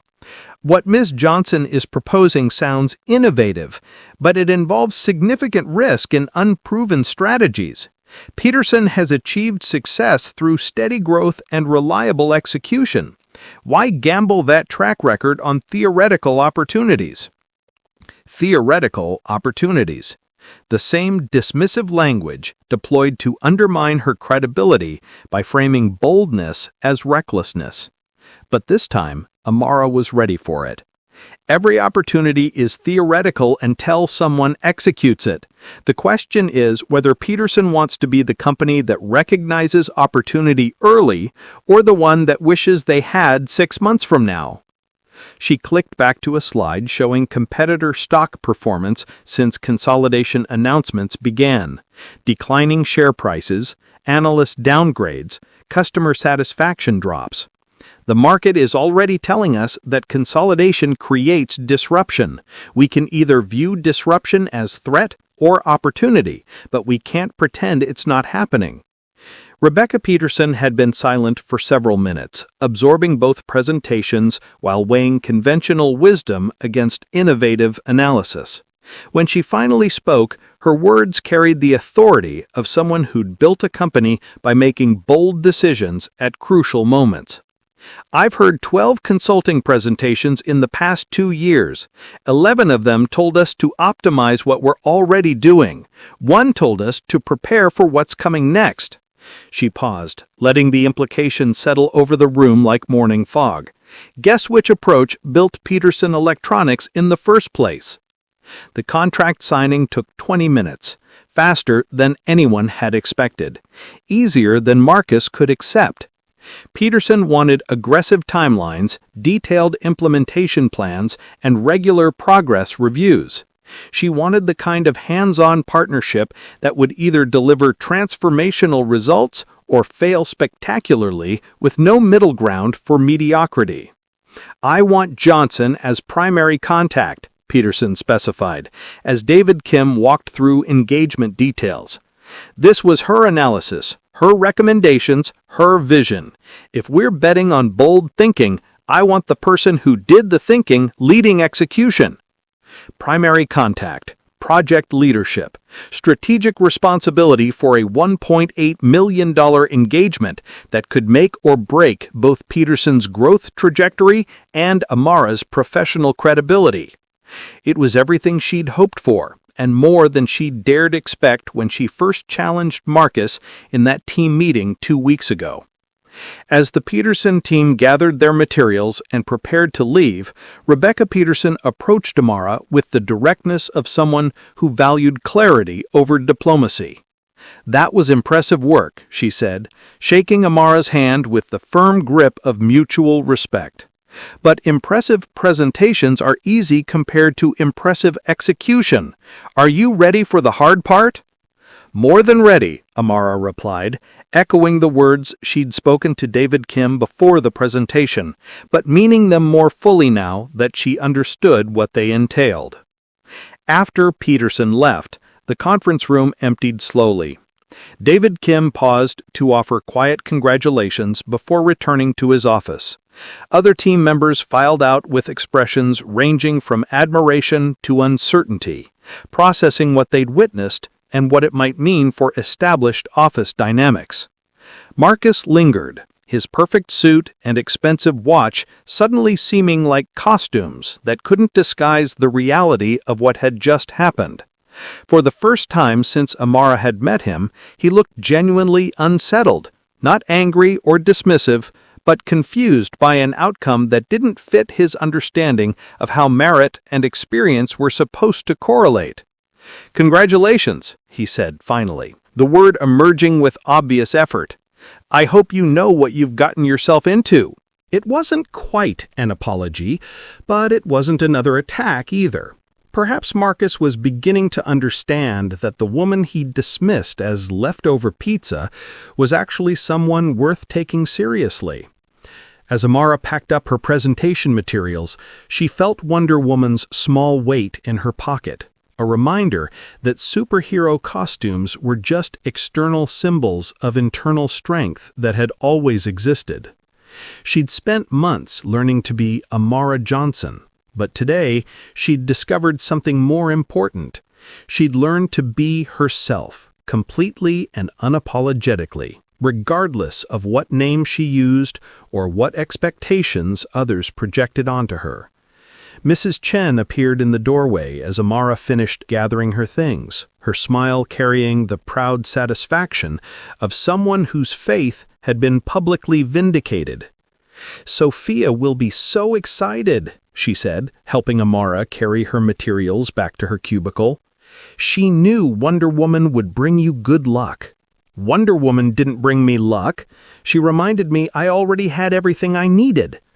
That evening, Amara called Anthony from her studio apartment, surrounded by Peterson Electronics research and implementation plans. For the first time in months, she had professional news she was genuinely excited to share. "I won a major client today," she announced, unable to keep the triumph out of her voice. "Led the presentation, developed the strategy, got the contract. They specifically requested me as primary contact." "That's—" Anthony paused, and she could hear him processing information that didn't fit his expectations about her Chicago experiment. "That's impressive, Amara. Congratulations." Amara, not darling or sweetheart or any of the diminutive terms he usually used, her actual name, spoken with something that sounded like genuine respect. "Are you ready to come home now?" he asked, falling back on familiar patterns. "You've proven whatever you needed to prove. We could celebrate properly. Dinner at Le Bernardin, maybe. A weekend in the Hamptons." Le Bernardin and the Hamptons, symbols of the life she'd temporarily left behind. Beautiful and luxurious, and ultimately hollow. 6 months ago, his invitation would have sounded like paradise. Now it sounded like a regression to a version of herself she was no longer interested in being. "I'm not ready yet," she said, meaning it more completely than ever before. "This is just the beginning." She didn't tell him about Mrs. Chen's coffee, or Sophia's Wonder Woman, or the way it felt to earn recognition through merit rather than marriage.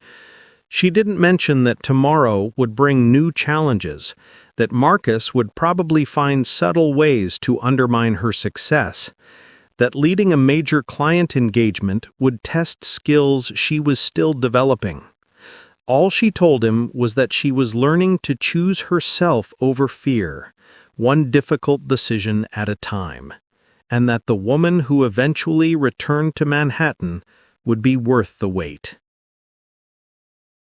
February 10th, 2020. The Peterson Electronics project had transformed Amara's professional life in ways she could never have anticipated. 3 months of 18-hour days, client calls that stretched past midnight, and implementation challenges that tested every skill she'd learned, and several she'd had to develop on the fly. But the results were undeniable. Peterson's market share had increased by 8% in the fourth quarter. Their customer acquisition costs had dropped by 23%, and their stock price had outperformed industry averages by significant margins. More importantly, Amara had earned something that couldn't be quantified in spreadsheets or quarterly reports: the unshakable confidence that came from succeeding at something genuinely difficult. She was no longer the entry-level coordinator who'd been dismissed as leftover pizza. She was the strategic lead who'd guided a major client through industry disruption and delivered results that exceeded everyone's expectations. The office dynamics had shifted with her success in ways both subtle and obvious. David Kim consulted her on strategic decisions that would have been Marcus's exclusive domain 6 months earlier. Junior employees sought her mentorship on client presentations and analytical frameworks. Even Vanessa's territorial hostility had evolved into grudging professional respect, though her smile still carried razor-sharp edges. Only Marcus remained unchanged in his assessment of her contributions, treating each Peterson success like a fluke rather than evidence of capabilities he'd consistently underestimated. His interactions with Amara had become exercises in creative diminishment, praising her execution while crediting the strategy to team collaboration, acknowledging her client relationship skills while attributing the analytical framework to established methodologies, congratulating her results while implying they reflected Peterson's inherent advantages rather than consulting excellence. "Johnson's done solid work on the Peterson account," Amara overheard him telling David Kim during a conversation that wasn't meant for her ears, "though I think we'd see similar results with any competent coordinator. Sometimes clients just want to believe their consultant is special, even when the strategies are fairly standard." Fairly standard. The phrase stung because it reduced months of innovative thinking and meticulous execution to routine consulting work that anyone could have delivered. But more than that, it revealed Marcus's inability to acknowledge growth that threatened his understanding of office hierarchies. In his worldview, entry-level employees didn't develop strategic capabilities that competed with senior management. They learned to execute his vision more effectively, not to create alternatives to it. Mrs. Chen had become Amara's anchor during these months of professional whiplash, offering wisdom and coffee in equal measure. Their morning ritual had evolved into genuine friendship, conversations about books, dreams, family history, and the kind of personal details that transformed coworkers into chosen family. "My granddaughter wants to be a business lady like you when she grows up," Mrs. Chen mentioned on this particular Monday morning, setting down the usual vanilla latte alongside a child's drawing that showed a stick figure in a business suit standing beside a very tall building. "That's me," Mrs. Chen explained, pointing to the drawing's details with maternal pride.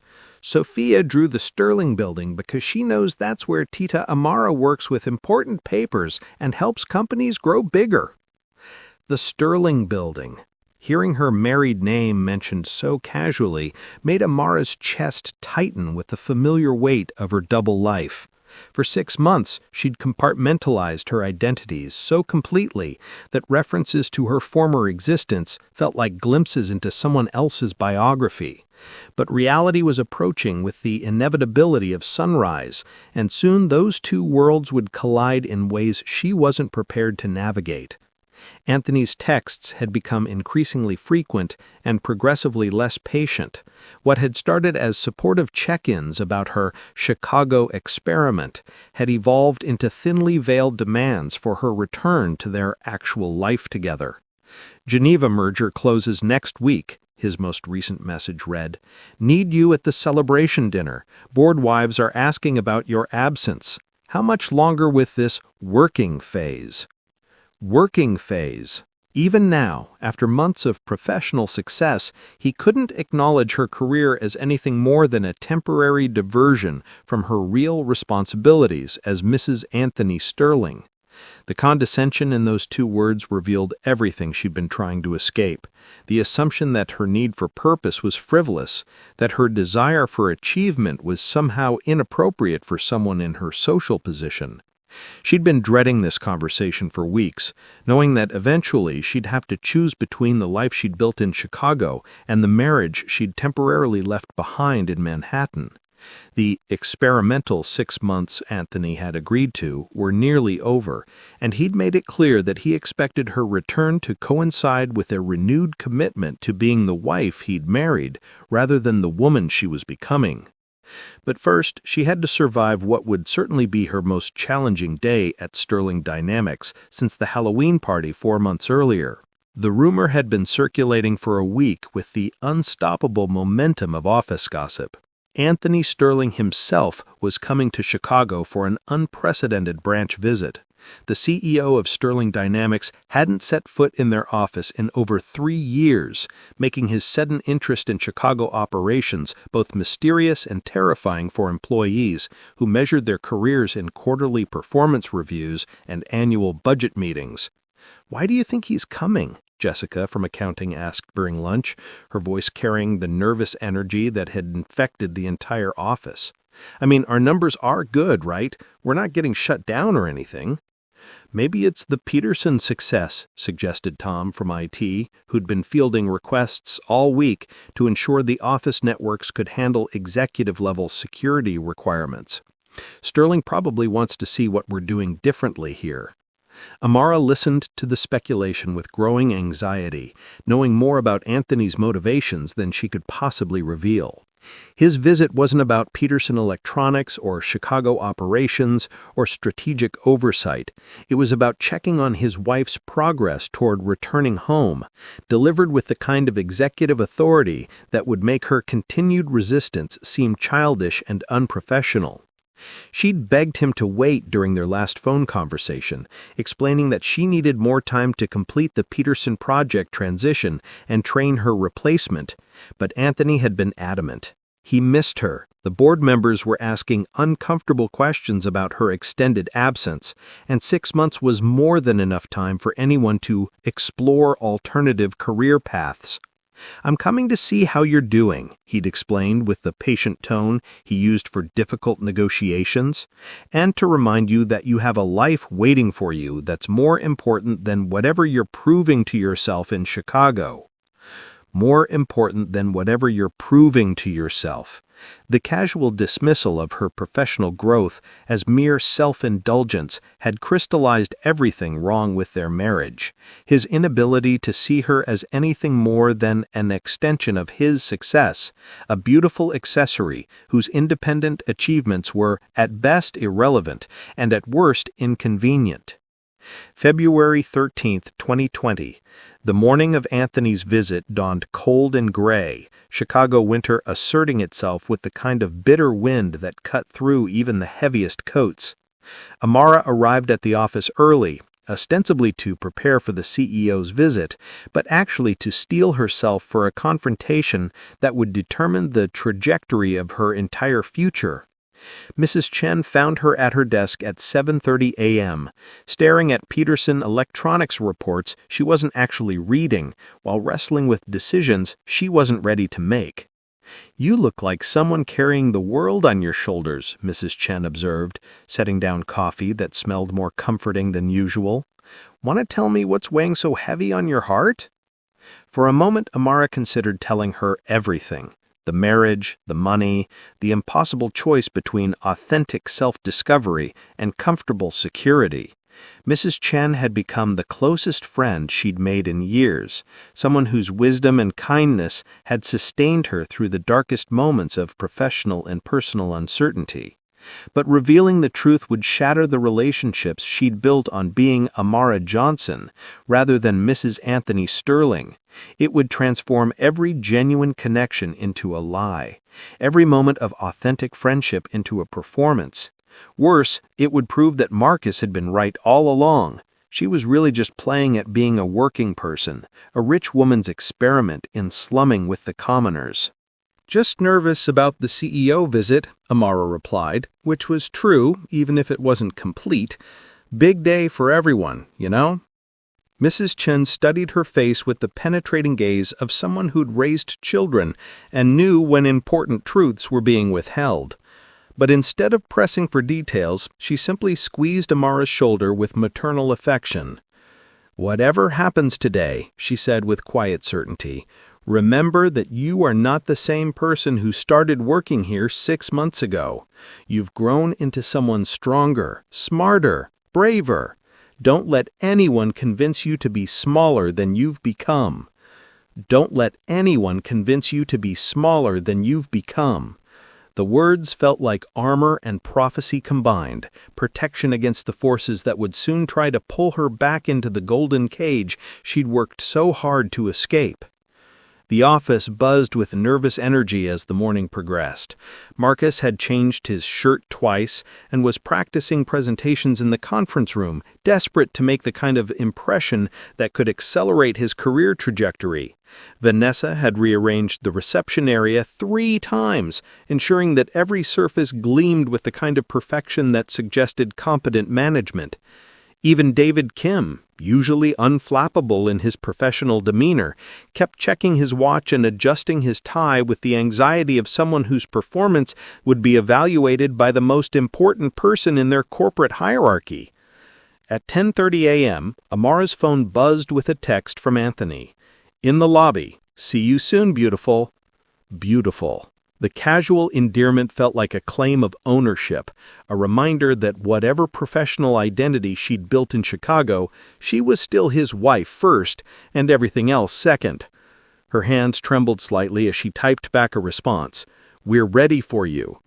But as she watched her colleagues prepare for the most important professional moment of their careers, Amara realized she wasn't ready at all. She wasn't ready to choose between the woman she'd become and the wife she'd agreed to be. She wasn't ready to abandon the friendships that had sustained her growth or the work that had proven her capabilities. Most of all, she wasn't ready to explain to Mrs. Chen why the person she'd trusted with coffee and conversation and granddaughter drawings had been lying about her identity for 6 months. The elevator chimed, and Amara's heart stopped as the doors opened to reveal Anthony Sterling in all his commanding presence. 6 feet 2 inches of perfectly tailored authority, wearing a charcoal Armani suit that cost more than most people's monthly salaries, carrying himself with the confidence of someone who owned everything he surveyed. Including, she realized with sinking certainty, the woman who'd been pretending to be just another employee when she was actually the wife of the man who controlled everyone's professional future. Marcus practically teleported across the office, his practiced smile bright enough to power the entire building. "Mr. Sterling, what an incredible honor! We're absolutely thrilled to have you here." But Anthony's eyes were already scanning the office, looking past Marcus's enthusiastic greeting toward the corner cubicle where his wife sat frozen with the knowledge that her double life was about to explode in the most public way possible. When their eyes met across the bustling office space, Anthony's expression softened with genuine affection and something that looked like relief. He'd found her finally, after months of patient waiting for her to finish playing at having a career. Now he could take her home where she belonged, back to the life they'd built together, away from this experiment in ordinary existence that had gone on far too long. But as he began walking toward her desk, past the colleagues who had no idea they were about to witness the most dramatic revelation in Sterling Dynamics Chicago history, Amara felt something unexpected rise in her chest. Not fear, not guilt, not even the resignation she'd expected when this moment finally arrived. Instead, she felt the same fierce determination that had carried her through the Henderson analysis dismissal, the Halloween party humiliation, and the Peterson presentation triumph. The same strength that Mrs. Chen had been nurturing with morning coffee and maternal wisdom, the same courage that had grown from choosing herself over fear, one difficult decision at a time. She was no longer the woman who had fled Manhattan 6 months ago, desperate to escape the suffocation of her privileged prison. She was no longer the entry-level coordinator who had accepted Marcus's casual cruelties without response. She was no longer the frightened wife who had needed her husband's permission to discover her own capabilities. She was Amara, not Johnson or Sterling, but simply Amara, a woman who had earned her place in this office through merit, who had built genuine relationships through authenticity, who had proven her worth through results rather than connections. And she was about to find out whether the life she'd built could survive the revelation of who she'd always been. Anthony was 20 feet away now, his smile growing warmer as he approached the wife he'd missed, ready to reclaim the woman who belonged to him. Marcus trailed behind like an eager puppy, still talking about quarterly results and team performance, oblivious to the personal drama about to unfold in his workplace. 10 feet away. 5 feet away. Close enough now that Anthony could see the love in his eyes, the genuine affection of a husband who'd given his wife the space she'd requested and was ready to welcome her home. But as he reached her cubicle, as his arms opened in preparation for the embrace that would announce their relationship to everyone watching, Amara made a choice that surprised even her. She stood up to meet him, not as Mrs. Anthony Sterling returning to her proper place, but as Amara Johnson, marketing strategist and Peterson Electronics project lead, ready to face whatever consequences came from the collision of her two worlds. "Hello, Anthony," she said, her voice carrying a strength that made several nearby colleagues look up from their computers with curiosity. The use of his first name, spoken with casual familiarity instead of employee deference, sent ripples of confusion through the watching office. How did the entry-level marketing coordinator know the CEO well enough to address him so informally? Why was he looking at her with such obvious personal affection? And why, as Anthony Sterling prepared to kiss his wife in front of her unwitting colleagues, did Amara Johnson look less like someone being rescued and more like someone preparing for battle? February 13th, 2020, 10:47 a.m. The moment stretched like pulled taffy, everyone in the office suspended between normal Thursday morning routine and something unprecedented unfolding in real time. Anthony Sterling stood beside Amara's cubicle with his arms slightly extended, expecting the embrace of a husband reuniting with his wife after months of separation. But Amara remained standing behind her desk, creating a physical barrier that spoke louder than words. "Anthony," she repeated, and this time her voice carried across the suddenly quiet office space. Conversations stopped mid-sentence. Keyboards fell silent. Even the perpetual hum of the copy machine seemed to pause in anticipation. Marcus had frozen mid-presentation, his mouth still shaped around words about quarterly performance metrics that no one was listening to anymore. His eyes darted between Anthony and Amara, trying to process dynamics that didn't fit his understanding of corporate hierarchies or office relationships. "Darling," Anthony said softly, his voice warm with affection but tinged with confusion at her unexpected formality. "I've missed you so much. Are you ready to come home?" "Come home." The words rippled through the watching office like a stone dropped in still water. Vanessa's perfectly arranged smile faltered. Jessica from accounting had emerged from the elevator and stood frozen in the doorway, her coffee forgotten in her hand.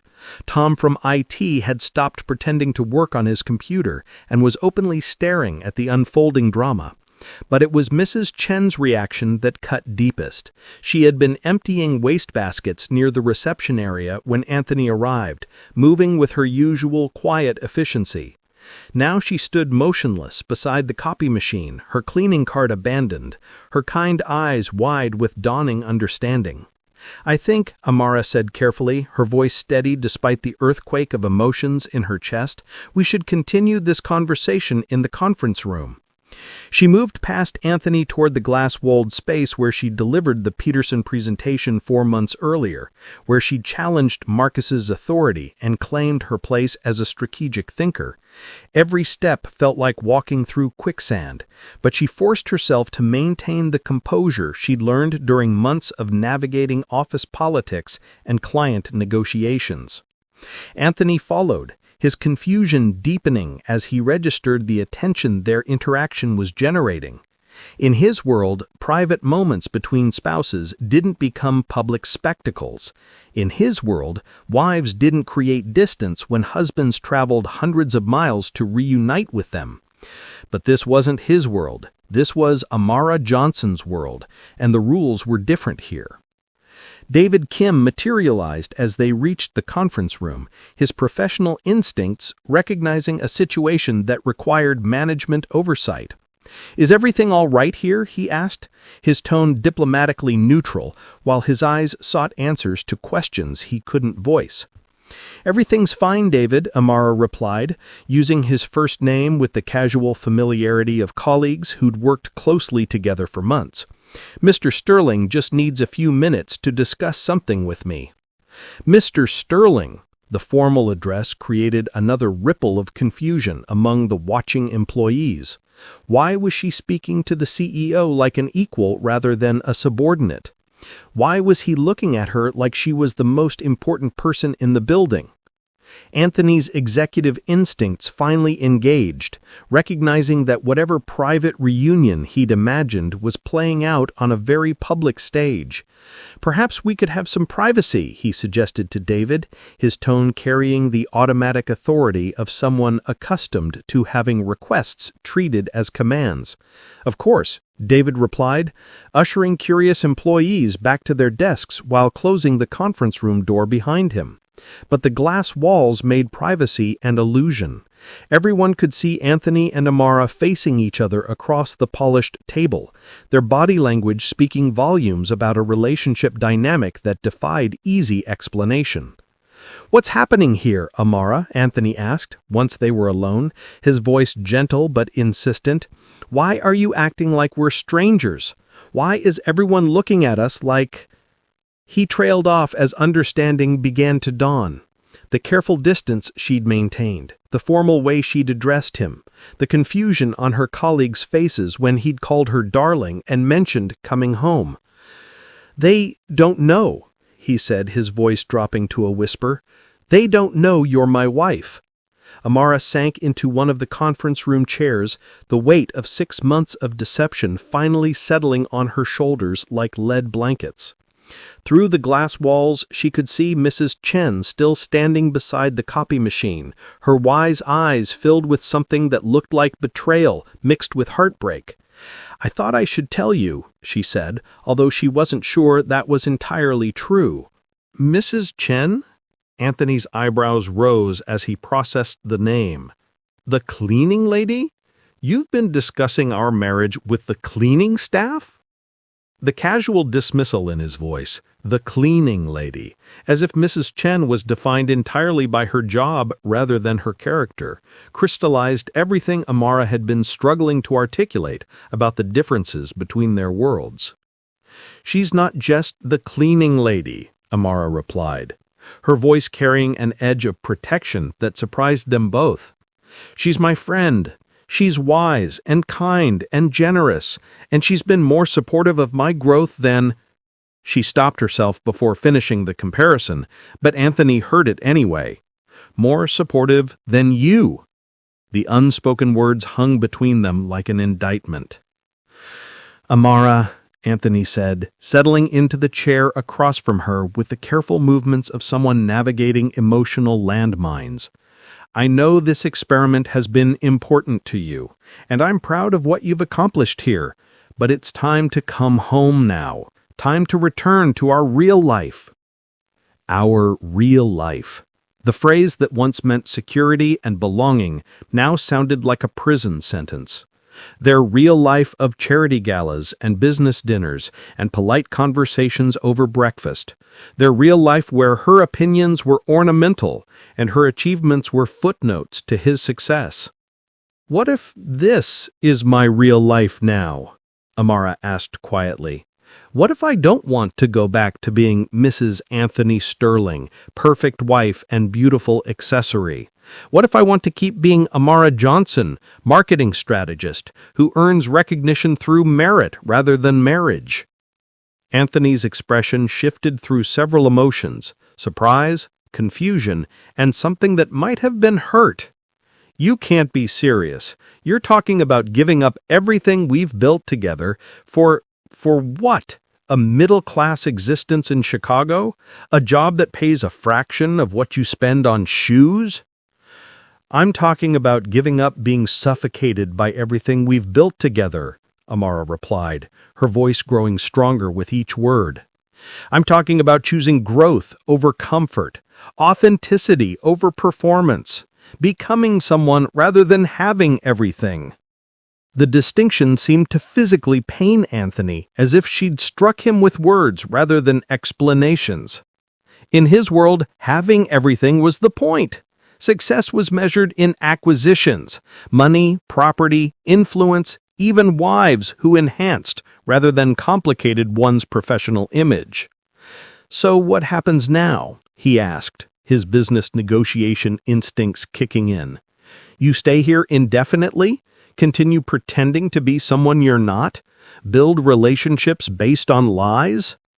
The accusation stung because it contained truth she'd been avoiding.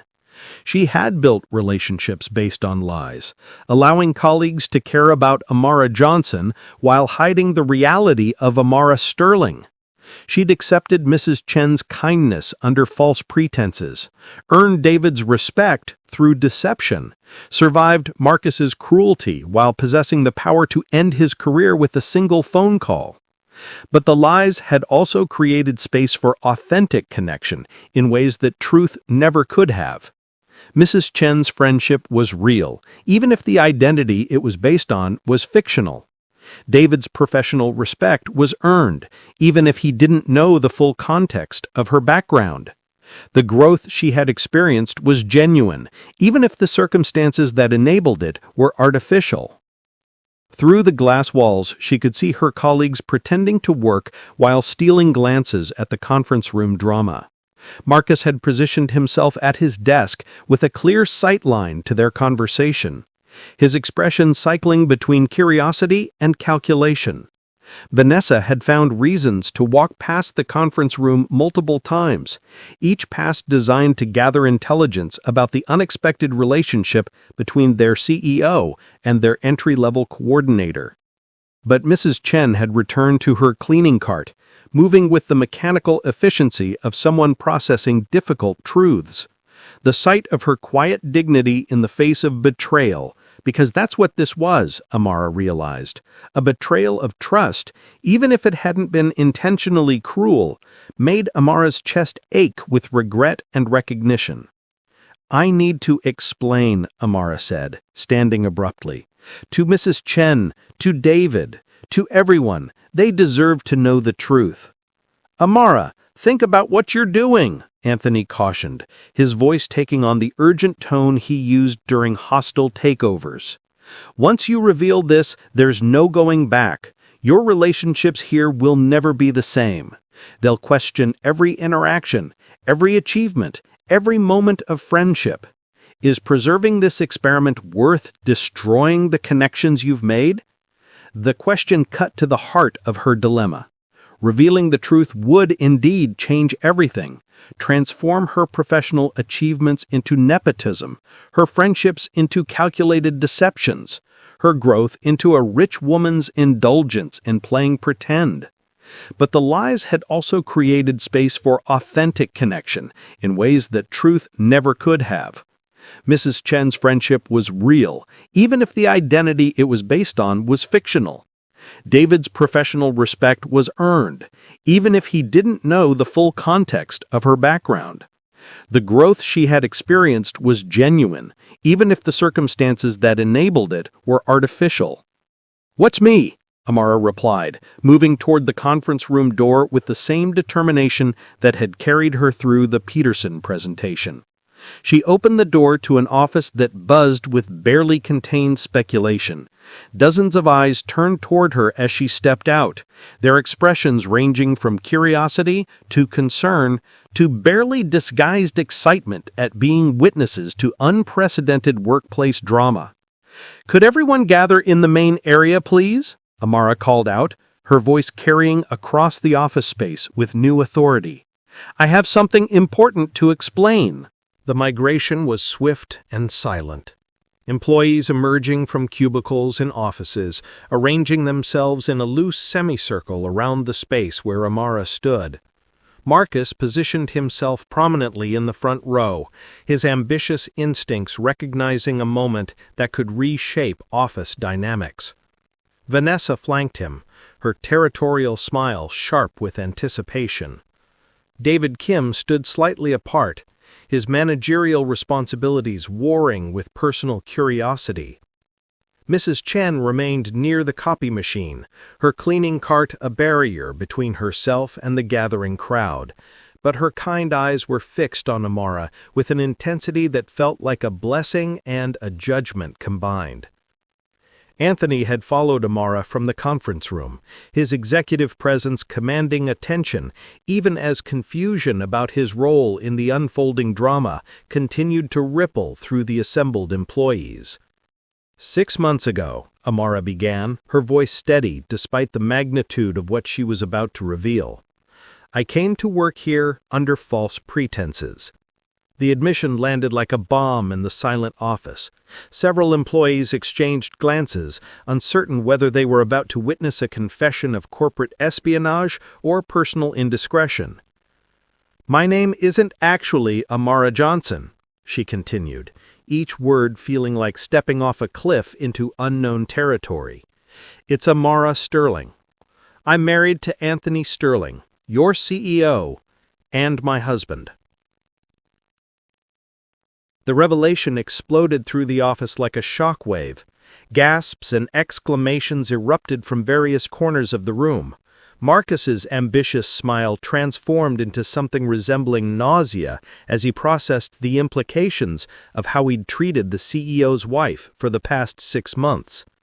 Vanessa's territorial hostility crumbled into poorly concealed panic. But it was Mrs. Chen's reaction that mattered most to Amara. The older woman's face had gone very still, her wise eyes reflecting a pain that cut deeper than surprise or confusion. She looked like someone who'd been offered a precious gift only to discover it was an elaborate fake. "I came here because I needed to understand who I could become when nobody expected anything from me except competence and effort.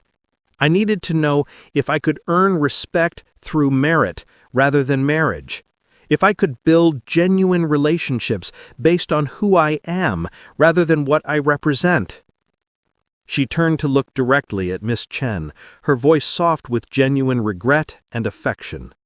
"And I learned that the most precious connections are built on authenticity, which makes my deception both necessary for growth and inexcusable as friendship. Mrs. Chen, your kindness has meant everything to me, and I'm sorry I couldn't be honest about who I was while I figured out who I wanted to become." Mrs. Chen's expression softened slightly, her maternal instincts recognizing sincerity even in the context of deception. She didn't speak, but she nodded once, not forgiveness exactly, but acknowledgement of complexity that defied easy judgment. "The work I've done here has been real," Amara continued, addressing the broader group.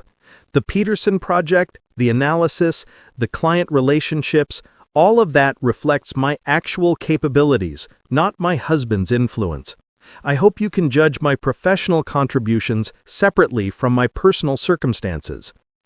But why? The question came from Jessica in accounting, her voice carrying the bewilderment of someone trying to understand why anyone would voluntarily choose ordinary employment over extraordinary privilege. Why give up everything to work in a cubicle? Because having everything isn't the same as being something, Amara replied, echoing words she'd spoken to Anthony months earlier. Because I needed to know if I could matter in my own right, not just as someone's wife or someone's accessory. Because growth requires discomfort, and I'd become too comfortable being beautiful and charming and empty. The office remained silent as employees processed revelations that challenged their assumptions about identity, merit, and the relationship between wealth and worth.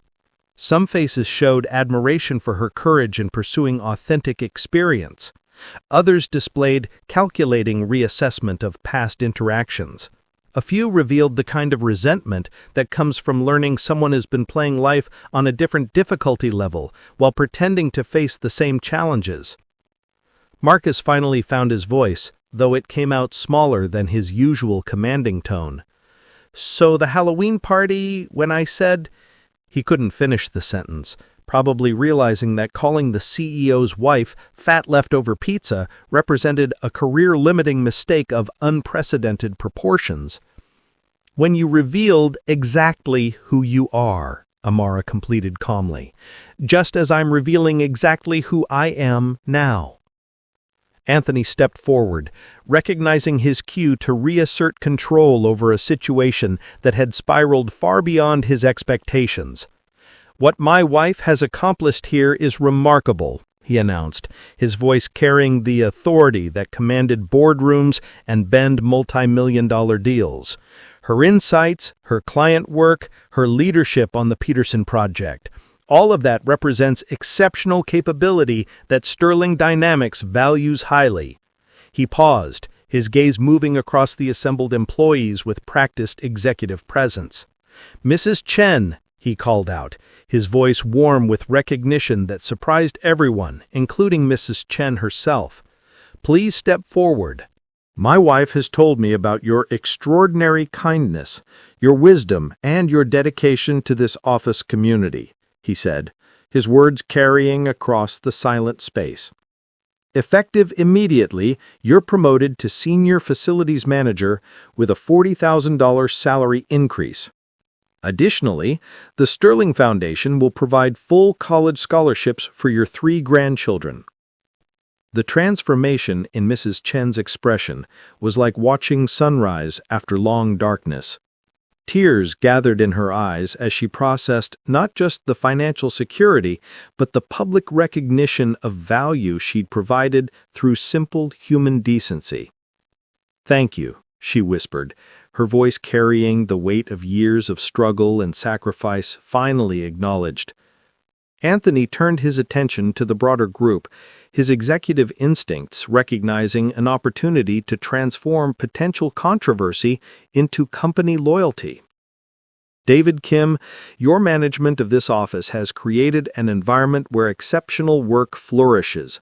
You're being promoted to regional director with oversight of our entire Midwest operations." David's professional composure cracked slightly, revealing genuine surprise and gratitude beneath his diplomatic exterior. "As for the rest of you, this office will receive increased autonomy and expanded responsibilities. The success you've achieved under challenging circumstances demonstrates capabilities that deserve greater recognition and more significant opportunities." It was a masterful performance, deflecting attention from uncomfortable personal revelations toward exciting professional developments, transforming witnesses to marital drama into beneficiaries of corporate largesse. Even Marcus, despite his Halloween party transgressions, would benefit from the office's elevated status, though his path forward would require carefully rebuilding credibility he'd damaged through months of casual cruelty. But as Anthony delivered rewards and recognition with the practiced skill of someone who understood how to buy loyalty and silence difficult questions, Amara felt something unexpected settle in her chest. Not gratitude for his intervention, but sadness at watching him reduce complex human relationships to transactional solutions. Mrs. Chen's friendship couldn't be purchased with salary increases. David's respect couldn't be manufactured through promotions. The growth she had experienced couldn't be replicated through corporate benefits packages. Anthony was trying to solve emotional problems with executive solutions, missing the fundamental truth that authentic connection couldn't be bought or managed or strategically deployed. "There's one more announcement," Anthony said, his voice taking on the warmer tone he used for personally significant moments. "My wife's experiment in discovering her professional capabilities has been remarkably successful. She's proven that her contributions to Sterling Dynamics extend far beyond her role as Mrs. Anthony Sterling, which is why I'm pleased to offer her the position of Vice President of Strategic Development based here in Chicago, with full authority to transform this office into our company's innovation hub." The offer landed like lightning in the quiet office. Vice President, Strategic Development, Innovation Hub. It was everything Amara had worked toward and more than she'd dared hoped for. Professional recognition, meaningful work, the chance to continue growing while maintaining the relationship she'd built. It was a trap disguised as an opportunity. Anthony was offering her the chance to have both worlds, the authentic professional growth she'd discovered in Chicago and the financial security of remaining married to Anthony Sterling. She could keep being Amara Johnson, the strategic thinker, while also being Mrs. Anthony Sterling, the executive wife. She could maintain her friendships with Mrs. Chen and David Kim, while also returning to her marriage with Anthony. But integration wasn't the same as authenticity. Accepting her offer would mean becoming a different kind of performance artist, playing the role of empowered professional wife instead of helpless trophy spouse, but still fundamentally defined by her relationship to Anthony rather than her individual capabilities.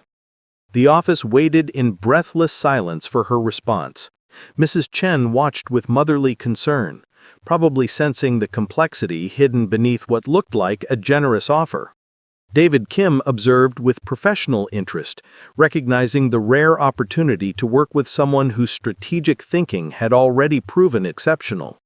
Even Marcus waited with something resembling hope, perhaps seeing a chance for redemption under leadership that valued results over politics.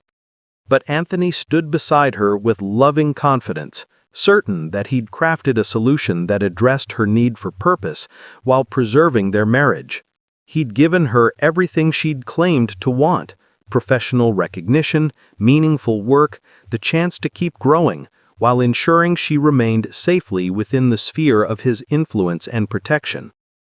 But as Amara looked out at the faces watching her, she realized that the choice wasn't between Chicago and Manhattan, or between career and marriage, or between Amara Johnson and Mrs. Anthony Sterling. The choice was between accepting solutions created by others and creating solutions for herself, between living a life designed by Anthony's understanding of her needs and designing a life based on her own understanding of her worth. "Thank you," she said, finally, her voice carrying across the silent office with quiet certainty. "That's an incredibly generous offer, and I'm honored by your confidence in my abilities." Anthony's smile began to form, confident that his executive problem-solving had resolved their personal conflicts with characteristic efficiency. "But I can't accept," Amara said, continued, watching his smile fade as her words registered. What am I doing? The question she'd been asking herself for 6 months, finally crystallizing into an answer that felt as solid as bedrock. "I'm choosing myself," she replied, looking not at Anthony, but at Mrs. Chen, whose wise eyes reflected understanding and something that looked like pride. "I'm choosing growth over comfort, authenticity over performance, becoming someone rather than having everything." She turned to address the office, her colleagues who'd become friends, the people who'd witnessed her journey from dismissed entry-level coordinator to proven strategic leader. "I'm resigning from Sterling Dynamics," she announced, her voice steady despite the magnitude of what she was declaring. "Not because the work isn't meaningful or the relationships aren't genuine, but because I need to discover what I can build when success isn't guaranteed by my last name or my husband's influence." The announcement created chaos in the silent office. Several employees gasped. Marcus looked like he was witnessing someone voluntarily step off a cliff. Even David Kim's professional composure cracked as he processed the implications of losing someone whose strategic thinking had elevated the entire office's performance. But Mrs. Chen was smiling, the proud, tearful smile of someone watching a daughter finally find the courage to choose herself over safety. "Mrs. Chen," Amara said, walking toward the woman whose friendship had sustained her through the darkest months of self-discovery, "would you like to get coffee sometime? Real coffee, as friends, with no workplace hierarchy or deception between us. I'd love to meet Sophia and tell her that Wonder Woman taught me superheroes don't need anyone's permission to save themselves."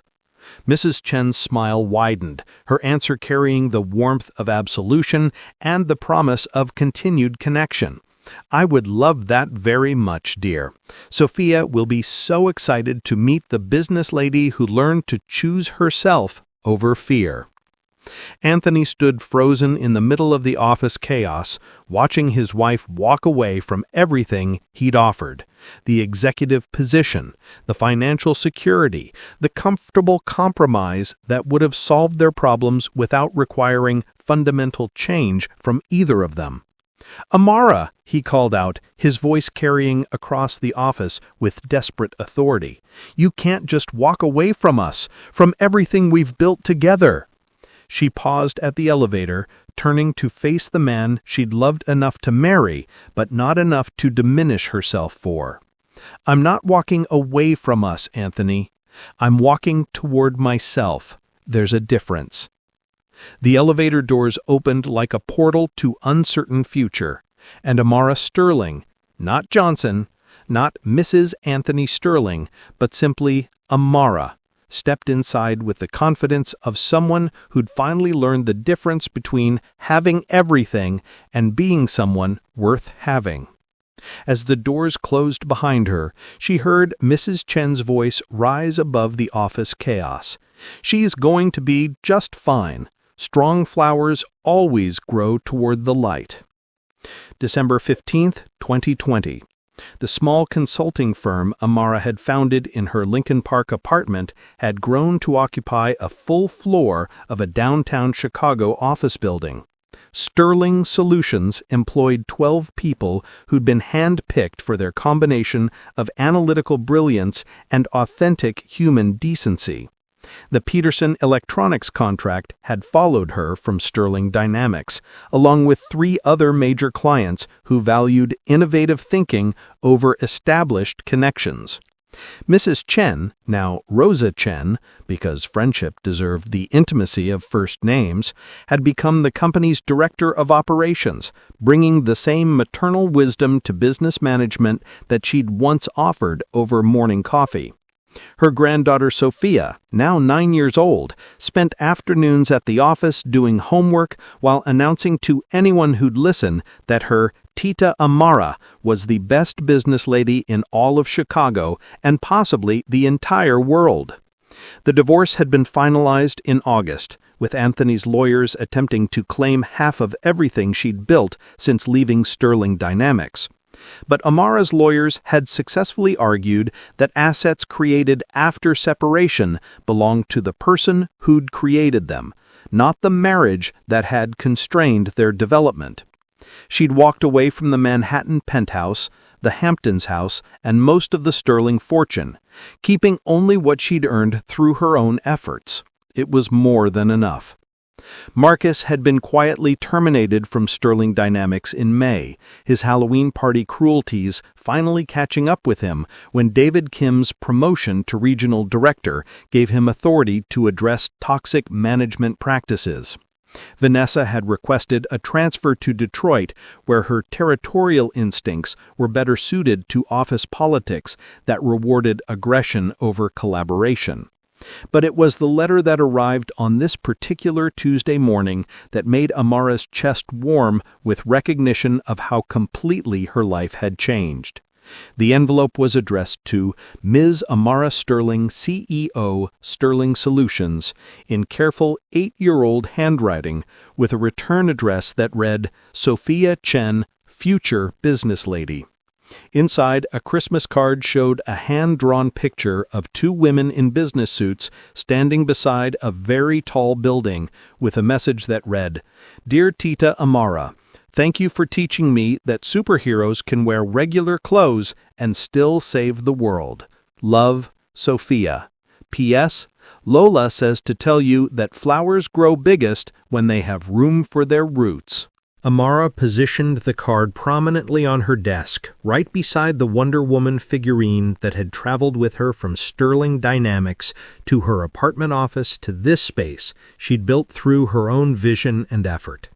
Through her window, she could see Lake Michigan stretching toward horizons that held infinite possibilities for someone brave enough to sail toward them. Her phone buzzed with a text from Anthony, the first direct communication they'd shared since the divorce papers were signed. Saw the Business Journal article about Sterling Solutions expansion. Congratulations. You were right about choosing yourself over safety. I hope someday I'm brave enough to do the same.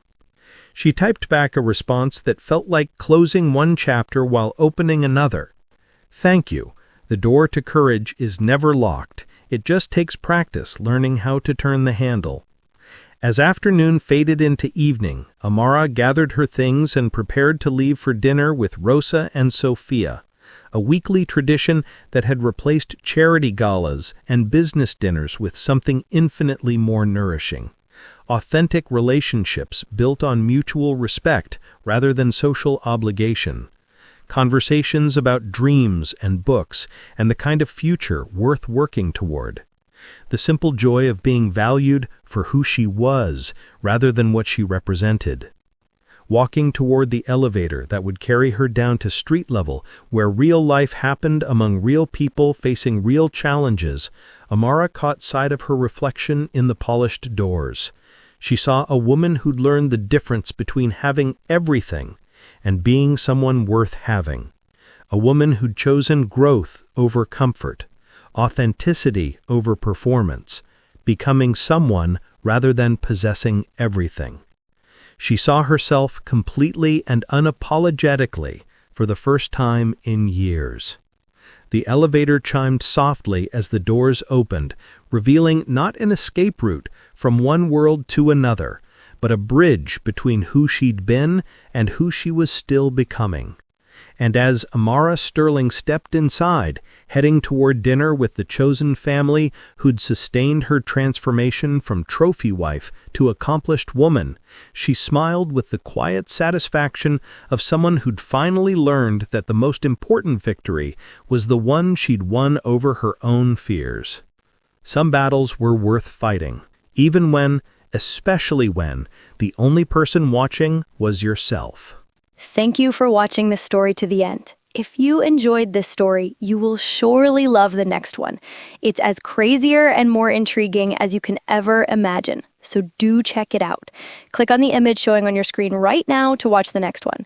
Don't forget to subscribe, and I'll see you in the next one. Bye for now.